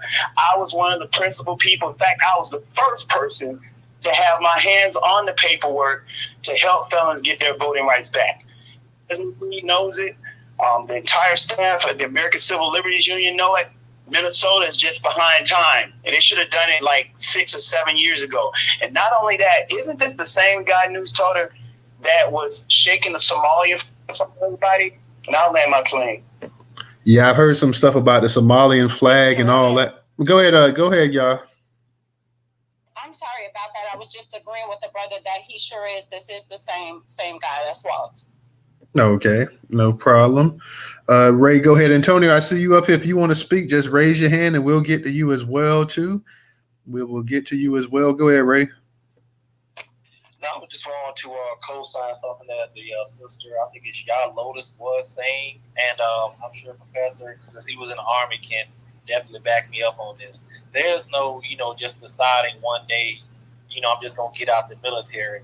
If you even thinking about getting out, normally it's about at your 18-month mark is when they sit down with you and they start asking, like, what are you going to do? Are you enlisting? Are you getting out? Because if you're getting out, there's a whole bunch of paperwork you got to do, especially if you're retiring. We have something called TAPS class, which stands for Transition Assistance, something or another. It's a whole lot of paperwork. So I seriously doubt if he just said, I'm not going to Iraq and he just got out, that's exactly what happens. I'm not putting a cape on him for any reason. Be clear about that. But if you're going to get out the military, honorably, there's definitely a process behind it. Just wanted to add that. All right. Thank you, thank you. What do y'all think about? Because I know like a lot of y'all missed it as I was reading that article about the white women. Of course, the white women at the event that they had on Zoom. White women answered the call. Supposed to be 164,000 participants took place in this. They were raising money for Kamala Harris's campaign, over $2 million. What do you guys feel about this? Because I don't really ever remember a title or anything like that before. Like even when Obama ran, you didn't have white women for white women answer the call for him or anything like that. You didn't even have white men answer the call for him. So what's your thoughts on supposedly this big blockade of white women who came out and within an hour or two they raised over $2 million for Kamala Harris? And I know, like I said, we were talking about the Boule and the Grassroots, but like I also threw George Soros' name up in there as well too. Just very unusual that you would have, and actually the title itself, "White Women Answer the Call." I mean, to me that was just a little bit odd that they actually said that. I know they're talking about supporting her and fighting against MAGA and this and that or whatever, but I would like to get everybody's thoughts on that. I see no taxation, so let us get no taxation. And Professor, you got it. What's going on with you tonight? No taxation. Ooh, baby, I've been out there with them kids. This is the last week for camp, and it's been raining every day. In between, I got Plato, my husband, these kids at camp, and some of them is crying and it's raining. So, that's how my day is going. Well, shout out to you and the kids. I know that's right. The kids got to have fun. We don't care who suffers in the process, okay? So I'm the one that's suffering. I will say this. I think it's a sign of the current times that we're in. And this is because you said something earlier that I want to touch on and put it with this Newstoter. As much as we like to think that the country is going in a different direction, news is right. It looks different for us. But when you get on that hill, it's ultra conservative. Trust me. That's just what it is. And it has not changed that much. And that's why they put Kamala in there. That's why Biden, if you notice, Biden is introducing the country. This is his job, because I told y'all he's not the henchman. Rahm Emanuel is the henchman, but he's the do-boy. And for the Democratic Party. And I told him the country is changing, and we got to get somebody black up in here. So they went and got Obama, because they cannot go get no real black person. Because if they did get somebody who was really actually black American, black like us black, things would have changed. They don't want it to necessarily change, but they sure want to make it look like it's changing. And so that's the game. I keep telling y'all, optics is everything when it comes to politics. And all this is really just about optics. But to show you that Kamala would not even stand a chance, if you heard what Newstoter said, he's absolutely correct. She didn't have a choice of who she was supposed to pick. Well, she picked this guy because the numbers are bad in his state, so he's supposed to bring them up. So I think they're covered in every other state. They must have run the numbers, and that's why they got him. I actually thought, Ray, that she was gonna go with what's his name down there in Arizona, that whose wife got shot, used to be a congressperson. But I realized they can't go with him. She couldn't go with him. Yeah, she couldn't go with him because he's on that gun control stuff, and nobody wants to touch that. Just like they don't want to touch immigration. It's a mess. Nobody wants to. There's no political will to straighten the country out, and Kamala is not going to be able to do it. Trump is not going to be able to do it. It just is what it is. And they ushered. They let Biden usher in what looks like black. Notice they light skinned, and so they don't black American black. They don't want it too dark now. So they got something that was biracial, so that they could slide it in and say it looks like us. And Kamala, to me, her and Rachel Dolezal are the same damn thing, if you ask me. Just one did it better than the other, and so that's the way I feel about Kamala. that she calls herself Kamala, but I'm gonna call her Kamala,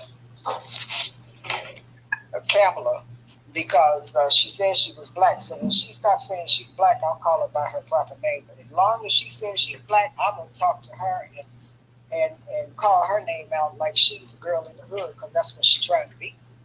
You know, she just, all of it is optics. You can't pay attention to that.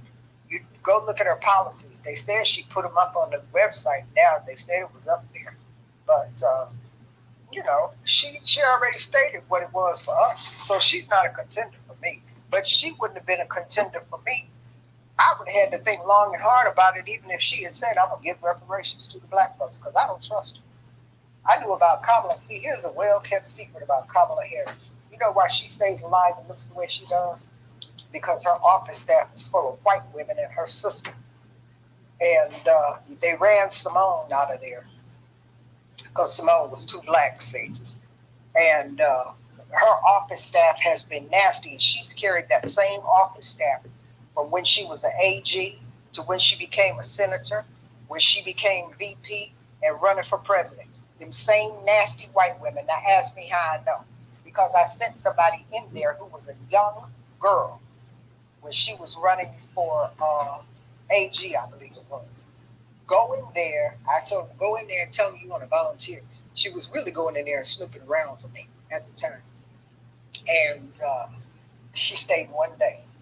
And she called me. She said, I can't do it. I said, why? She said, because those people are so nasty. I said, name names, and she did. And they are. I looked them up. Anytime you have a nasty staff, then that means that's a reflection on who you are. Your staff has to be welcoming. Bernie Sanders, and I ain't no Bernie Sanders fan at all. Bernie Sanders has beautiful staff. Oh, they're so nice and they're so pleasant. But you get in Bernie's office and he ain't shit. You see what I'm saying? But see, language. Oh, sorry, no, I forgot. But see, the thing about it is the office staff is important because those are the first people you meet when you go in office. And so if they treat you like you're a nobody, then she has nothing for us because she's kept the same staff. And she's allowed. I put up a picture years ago when ADOS was popping off real good. And she had a Dreamers Welcome, big sign in front of her office. And I said, well, she don't care nothing about no black folks. And you see what the state of California looks like. So she didn't do anything. She didn't do anything but help it go away. You know, fall off the way it is. Fashion, truth to tell, y'all don't know it. They ain't announcing it, but New York City is going to. See? Let me ask you a question, no taxation, real quick. In your opinion, who do you believe, based on the title of the room, who do you think is funding her campaign? Do you think it's the Grassroots? You think it's the Boule, George Soros? Who do you think? All of them. Because she need all of them. She going to spend $1 billion, and so is Trump. Everybody's funding it. Everybody but us. Everybody's giving Kamala money. I'm going to tell you that right now. Now, those small donations that she gets, they'll add up over time. But as far as, you know, big money, real money, she taking from all the same players. That's who's putting her in office, and she gonna spend $1 billion. $1 billion. This is the most expensive campaign in the history of America. She's gonna spend $1 billion, and so is Trump. So that's where we at. They spending money, giving out money, showing money, flashing money. I wish I would catch somebody in the street. All right, I'm going. All right. Thank you, no taxation. Thank you. I see we got another speaker up here. I don't know if you want to speak true words. If you want to speak, raise your hand. We'll get you up here. Let you go ahead and get it in as well, too. If you want to speak, just go ahead and raise your hand and come on up here. We ain't going to keep the space going too much longer. So I want to get those who want to come up here and speak to come on up here, say something. Love to hear what you guys got to say, whether you will think it's a Grassroots. If you think it's a Grassroots, that's pumping the money into her campaign. Come on up here. Let us know if you think it's the Boule. If you're not sure, if you think it's George Soros. Okay, true words. I'll go ahead and let you speak since you're a new speaker. Go ahead and unmute your mic. Yes, hi. I think that there is a great effort to get Grassroots going. That of course there's going to be a mix. What that mix is, I don't know. You only find out after campaign finances come out. Afterwards, where you see where money was spent, how it was spent. That's sort of the federal law. So of course there's been an effort for Grassroots, which is important at this time. Is it someone else? Is it billionaires? I couldn't tell you. I couldn't. It'll come out. You've had, I find it, interesting because Elon came out and said, before he reneged, I'm going to give $45 million, every month to Trump. Then he pulled back, and there wasn't this conjecture about that. It was like, he's solid, there wasn't even a misstep. Here's a billionaire, openly saying I'm about to throw $135 million, out here, just for Trump to make whatever happen. And there wasn't a press. There wasn't spaces. There wasn't conversations about it. It was just a reality of what it is. But we have these deep conversations when it comes to melanated people, because we have this thing that we got to line up and say, we got to make sure that they on code. We got to make sure that they're doing this or that, and so on and so forth. But at the same time, I'm going to keep it honest. We still need to figure out, a lot of us, we live in red states that we aren't participating. And you got red governor, red house, red AG, attorney general at the state level, a red Senate. The list is long. And then you look at it and it's like less than 25% of us, or people in general, have come out and voted. So we've kind of put ourselves, and when I say ourselves, I mean everybody, in a conundrum where it's like, even if you want to do something, what you gonna do? We can have these hypothetical conversations, but I like to always go back to the original. A lot of people don't lean into the fact that even George Washington, the first 3 presidents, they were millionaires. Hold on. Their wives were millionaires.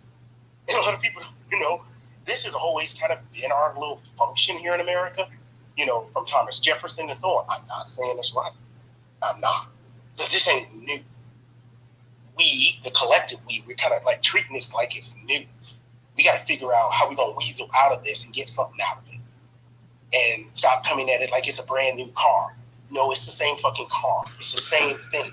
Okay, watch your language. Don't drop no F-bombs in there either. Oh, I apologize for that. I do apologize. We have to figure out how we can get something out of that and figure something out. Because that hasn't changed since the Mayflower. There were rich people on that who came to America. We got this thing that they were poor. No, they were wealthy. So we got to figure out how to get something out of this in the middle of it. Because so far, we haven't broken it. And great idealism aside, I don't see, if you're going to say 25%, less than 25% of the people come out and vote, I don't see people being that much of a number. If we, the collective, we cared as much about a new iPhone or new sneakers as far as political activism, we'd be on a different path. But that's not our story. So we're not the people that we dream. We are not the people that we dream we are. So that needs to stop. Like, we're going to, no, you're not, because you haven't done it yet. And that might sting. And again, I'm not coming at any person. I'm saying the collective we haven't done it. So that's all. All right.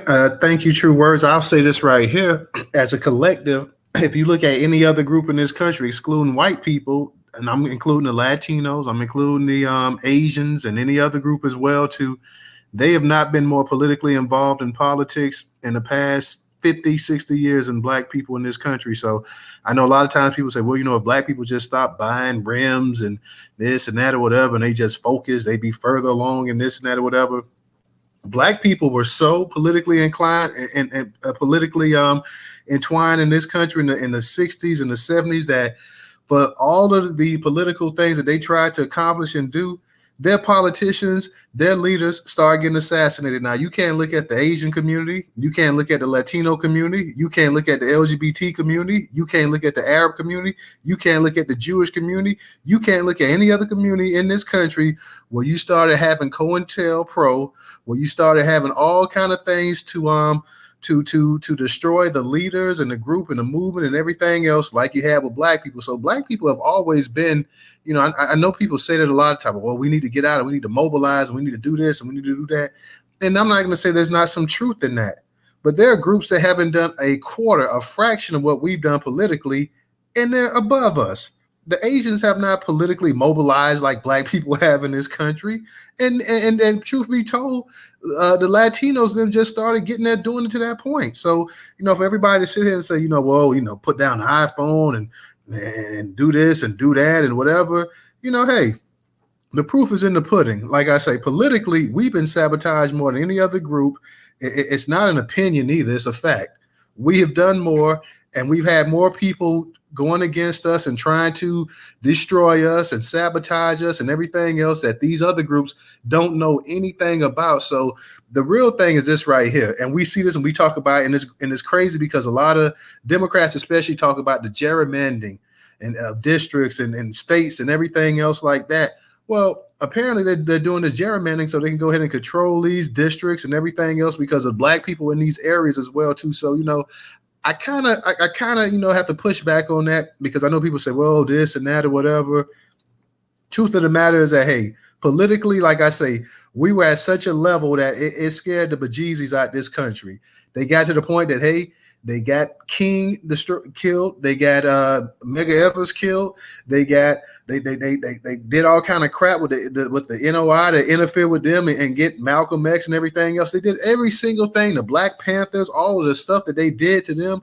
I mean, just taking people out left and right. These other groups, like I said, the Latinos, the Asians, none of them had that kind of that kind of interference from the actual United States government.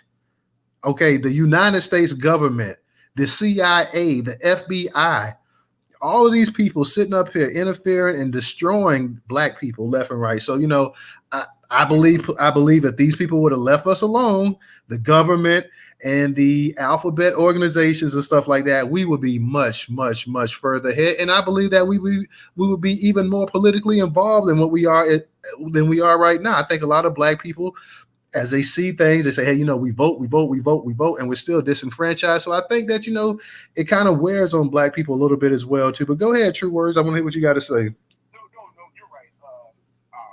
You know, full disclosure, I'm 57. I'm from Chicago. My parents were Black Panthers. You're right. Absolutely. You're 100% right. I cannot disavow that. I will not disavow that. Absolutely correct. It has been a slow, you know, for lack of a word, killing of dreams. Absolutely. And we still have to participate here in this country. And we still have to live, and we have our kids and our schools, and the list is long. I grew up on the south side of Chicago in the housing projects. And the first thing I remember is, I'm going to keep it a buck and be honest, Chicago's a blue city, blue state. Those policies are not there for black people. I'm in Seattle now. Those policies, you know, blue city, blue state, they're not there for us. So I've always been trying to be a disruptor as much as possible. And I know it's tiring. It is effing. Didn't drop it. It's tiring. And, you know, groups came along and they got on our coattails about it. Absolutely. I watched how, you know, I found what I found interesting, and it was the point that I made too, because I'm out here in Seattle. I found it very interesting. I was looking over a bill, particularly around hate crime, and our hate crime bill. I don't want to get it wrong, and I got a little bit of a sinus thing, so I don't want to get it wrong. But I want to say, just generically, that our statement said that it included other groups, and then I looked at the Asian AAPI, the Asian Pacific Islander, and it specifically only said them. So what I find is that there's a lot of leaning. My opinion, one of the most difficult things was this false identity or realization of, integration. Because, nobody flinches an eye when it's, a whole bunch of Asian businesses and they're all getting together and so on and so forth. Recently out here, Black Men Run out here in Seattle, they just did an article and they were like, oh, why aren't you all included? And I spoke and I said, oh, I'm confused. You don't go to any of these white organizations and you don't ask them anything about their inclusion. But we had black men run, by the way, there's factions in all 50 states. I like them. But I said, you don't ask them about their inclusion, but you want us to carry. Well, we just want to know. You don't ask Asian people how they are including black businesses. You don't ask Hispanic how they are including black businesses or school or anything. Everybody is perfectly okay with an Asian group of people or Hispanic setting up their own coalition. But as soon as black people do it, and that is coming from within and from without. I just got to be honest. It comes both ways. We don't have a lobbying group. The NAACP, that's not it. That's not it anymore. Not at a federal level. That's sitting in Congress. That's pushing things forward. That's not it anymore. We don't have that. So where's our lobbying group? You know, the Asian people have their lobbying group. Hispanics, they have their lobbying group. Where's our black lobbying group? And who are those members? I mean, it's just something that, where's our dollars? Where are our dollars? Because Asian people and businesses and so on and so forth, they pay good money from their lobbying groups. And they make it happen. So I do challenge that thought. Where is it? Because why aren't we amassing political power? We have the money. We have black melanated people up there. Where's our lobbying group pushing our agenda? Whatever that is. Whatever that is. I don't care if that's just, better schools, making stuff up on the fly. Where is our lobbying group? And again, it's not the NAACP, because we've been going with this institution for the past whatever years, and it has now, I'm not a BIPOC person. I work in education. They're like, we're BIPOC. No, I'm Black American. I'm not BIPOC. No. And I have to say something to them. I said, because every racialized group has learned to hate and yet benefit from Black Americans. So I am not that. We're going to keep that separate. Hello, thank you. So I need to know where's our lobbying group. And I think that's where I'm just generically speaking, I'm a part of the Washington State Black Lobbying Group. You can Google. Because we had to formulate that back in 2017, so not that long ago, okay? We had to form that. Where are our lobbying groups? Because that's all that matters. You gotta have a lobbying group, or else they're like, nah, they don't care. And that's just a step. So I just challenge, where's our black lobbying group? Because I think we kind of capitulated that Al Sharpton and NAACP is it. Those are little idols. I don't need any more idols. I need people who's got the money and the backing. So I'll land there. There's a hand up. Okay, thank you. I appreciate you coming up to speak tonight. Let me go ahead. Professor, you had your hand up. Did you want to say something? And then we get the original. Professor there? Yeah, I'm going to say this. In regards to white women who got on the call to support Kamala, I don't know if everybody remember, these women only joined in with Kamala when J.D. Vance made some statements regarding where women should be. Instead of in political power, he said women basically should be in their homes, tending to the homes, not out in the workforce, not out in political power. Women should be just in the homes. So naturally, you are going to get white women to say, oh no, that's not going to be us. And guess what? And the cat lady remarked, the childless cat lady. All white women did not like that. No, they did not like that. They was like, no. We are going to have to get on board with Kamala, even though they don't like Kamala, but they only aligned with Kamala from a female standpoint. But do they like Kamala? Now, let's say Kamala switched up and say, look, well, I really want to talk about Black American issues. Guess what those white women are going to be doing? They're going to hop their tail right back off, and they're going to go back over there to the white supremacy men of theirs and say, well, they over there trying to talk about nothing but Black American issues. See, white women really want to be in the position that white men are in. They want to be that authoritarian position. They want to be the ones that are in control, just like that white men. See, they want to be in that position. That's what this is all about for them. They're not there to support black women. I'm just going to tell you. Now, and I know a lot of sisters know this. Unfortunately, there's some sisters that don't know this. White women are never going to support black women for y'all's cause. They're not going to be there for you guys when y'all going through your pain and your suffering. When your children are dying or getting killed, do you see white women out there catering for you all to help you with that situation, such as the George Floyd police and that? White women ain't out there helping y'all with that. George Floyd had a black mother, right? Did he not have a black mother? Now, did y'all see any of these so-called wealthy corporate white women out there trying to support black women for that? No. Well, what about Sonia Massey? Do y'all see any of these major corporate white women that's really out there supporting to have police reform or maybe even have that Qualified Immunity Act changed or removed? Are they out there supporting any of this? No. They only are getting in with Kamala because of what J.D. Vance said about white women. Well, he didn't say white women. He said women need to stay out of political power, right?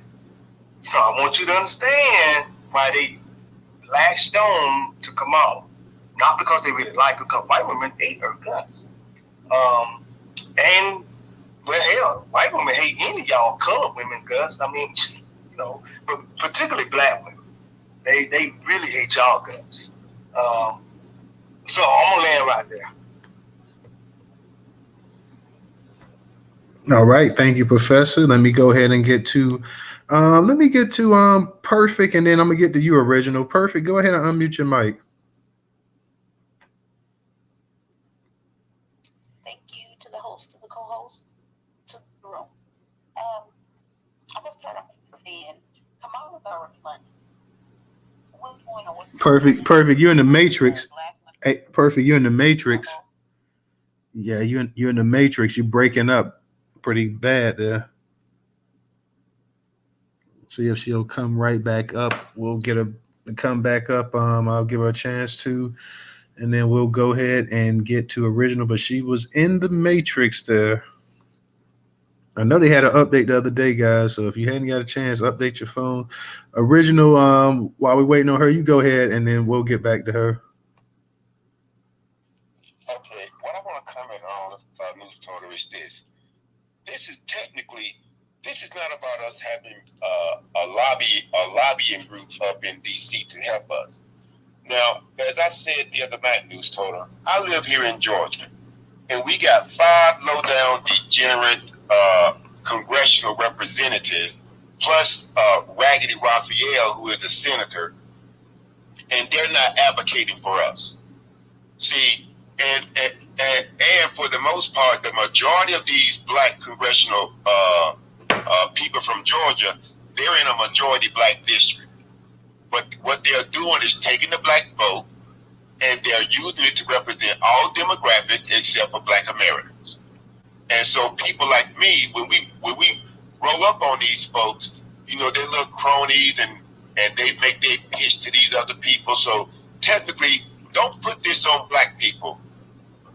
It's these degenerate, like, I give you an example. John Lewis, to me, was worse than abject failure. John Lewis, now I give him credit for what he did during the civil rights movement, but as a congressional representative, he was worse than abject failure. And the old Nakima Williams that's in there who replaced him, she just as bad. So this is not about, you know, don't put this on black Americans. Now, I will say you can put it on the people that continue to vote these people into office, and they're not doing a damn thing for them. So technically, it's not really about us having a lobbying group, because these people should be doing what people are telling us we should be doing, because they come to us they claim to understand our pain and suffering, but they get in office and they do nothing but represent every demographic but us. See, it was the Congressional Black Caucus, basically, that who got a lot of these gay rights laws and immigration laws passed. They wanted to say that these people, that they could identify with their issues because of what we have gone through. Not one of these, no other group has suffered the way that Black Americans have suffered. I don't care what anybody say. So I want to stop this, and this is the reason why. When Kamala Harris said on video, well, I'm not going to do anything that's only going to benefit Black people. No. And that's why I'm not voting for her stink, low down, sorry ass. You're not going to say that to my face and expect me to vote for you. Oh, hell no. See, until these, and this is why I've been telling people, hold your vote. I've had people to send me text messages asking for my vote, and I'm saying no. I say if lineage-based reparations are not on the agenda, hell no, you won't get this vote. I don't give a damn what happened. And until more Black people take that stance, we're gonna keep getting the same thing. And so don't tell us that what we need. No, we have people in office. Hell, we're still benefit. None of these people have done what Adam Clayton Powell did, and we're still, as of now, we're still benefiting from some of the things that he did for us. But these people, they are told by white folks.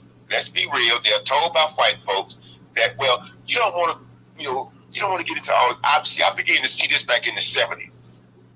You don't want to bring up all that Black stuff. You want to be more appealing. Try to appeal to all demographics and this, that. Oh no, they don't tell these old Jews that. No, they go in and get what they want. And as far as the NAACP and Al Sharpton, those are nothing but two perception management spy organizations designed to impede the procreation and the progress of Black Americans. That's just who they are. Because don't come to me with this that we need to do. No.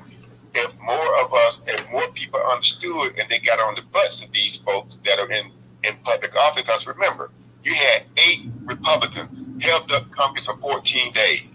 Now there are 5 congressional representatives here in Georgia, plus others around the country, and they can't do anything to push things through for Black folks. That's the problem. And I land. All right. Thank you, Mr. Original. Hey, Original with D saying stink ass. We're gonna go ahead and get to I want to get the perfect. She's back up. I'm gonna get the perfect trouble, no taxation, Ray, and then we're gonna probably close it out for the night. Perfect. How you doing tonight? Okay, I'm gonna try again. Thank you for allowing me to speak. Can you hear me? Go ahead. It sounds like you about to break up again, but go ahead. Let me hear you speak. Okay, got my fingers crossed. All right. When it comes to Kamala, guys, she's already funded 100%. They just gonna get your money with it. It has always been like that. Look at the NAACP. All that money you give, they already got money. They getting us on the front end, the back end, and everything else. They getting us with taxes. They're getting us with us supposed to. Everybody, I guess minority business is supposed to get a piece of the pie. We're not getting any of it. They're basically getting, and then they're dividend paying it out how they want to. And it depends on how you buck them. It depends on what you do. You got to remember that our folks, you see with Corey Bush, you see Bowman and all of them, these are jobs. We have jobs with these people. Corey Bush. You in the Matrix again, sweetie. Yeah, you're in the Matrix. Yeah, you may want to check for updates for your phone. Check for the update for the latest X update, and then once you update it, you probably have to restart your phone. But it was an update that came out yesterday, I believe. So it sounds like that may be the issue right there. But yeah, you in the Matrix. You coming and you going. Hey, Newstoter. Okay.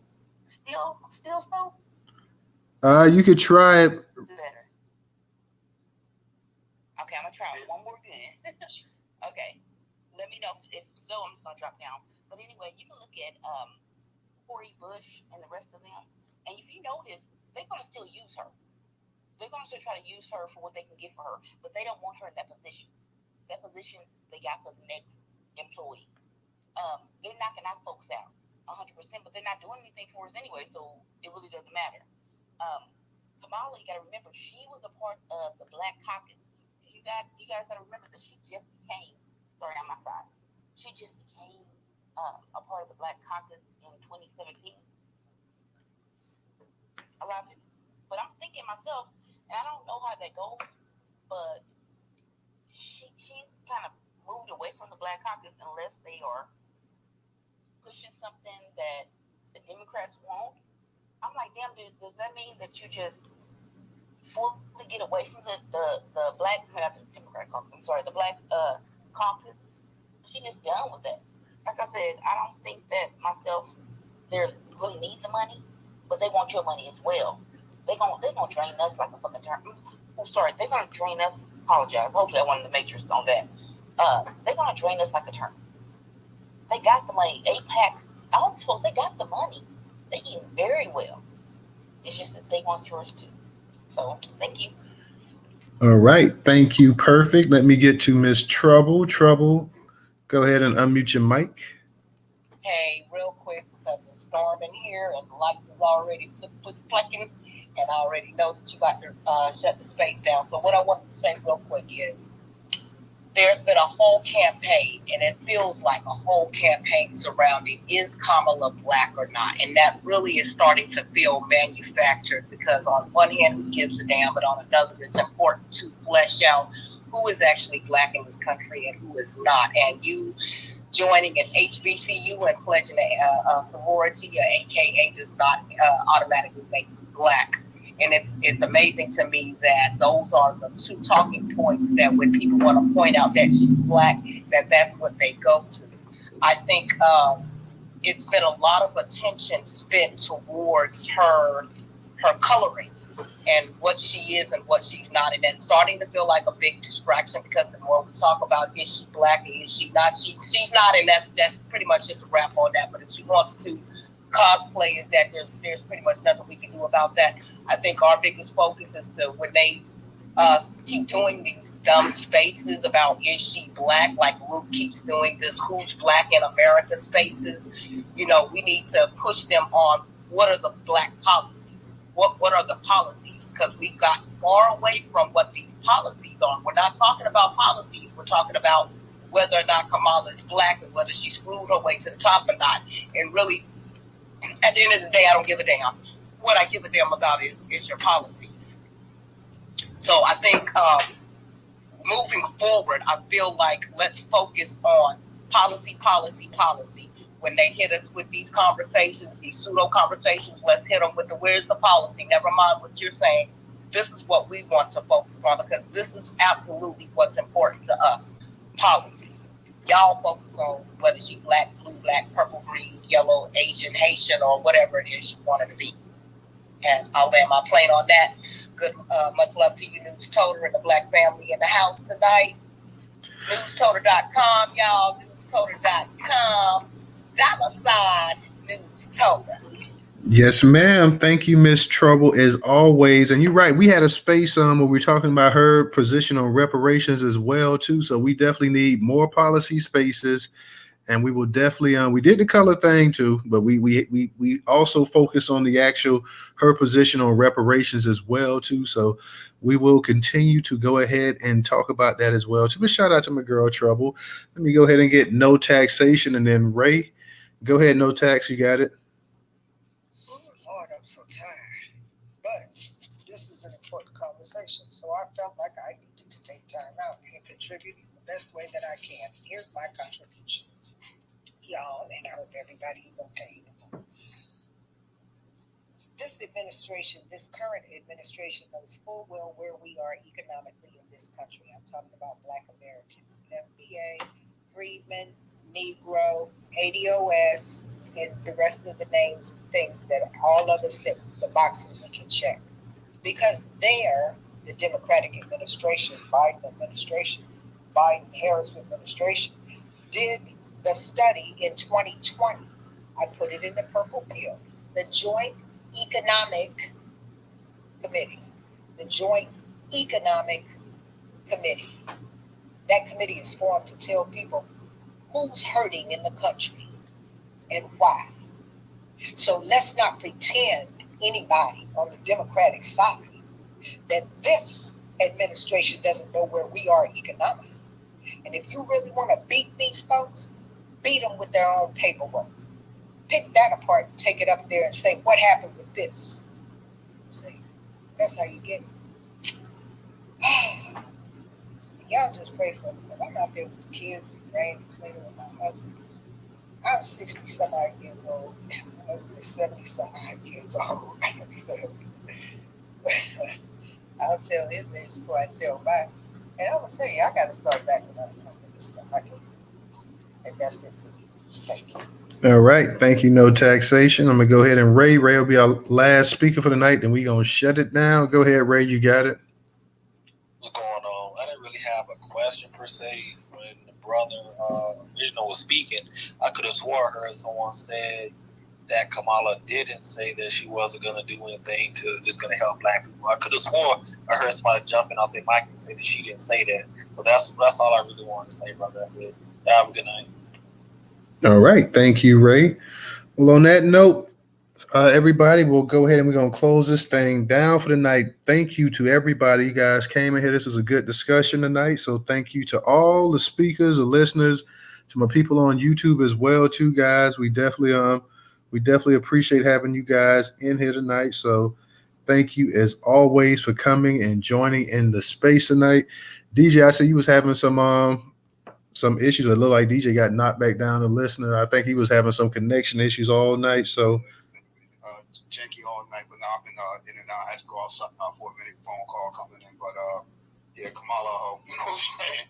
Don't donate no money to her. And don't forget, Act Blue is Obama's baby. You know what I mean? So if you donate to Act Blue, you're donating to Obama. Enjoy your night.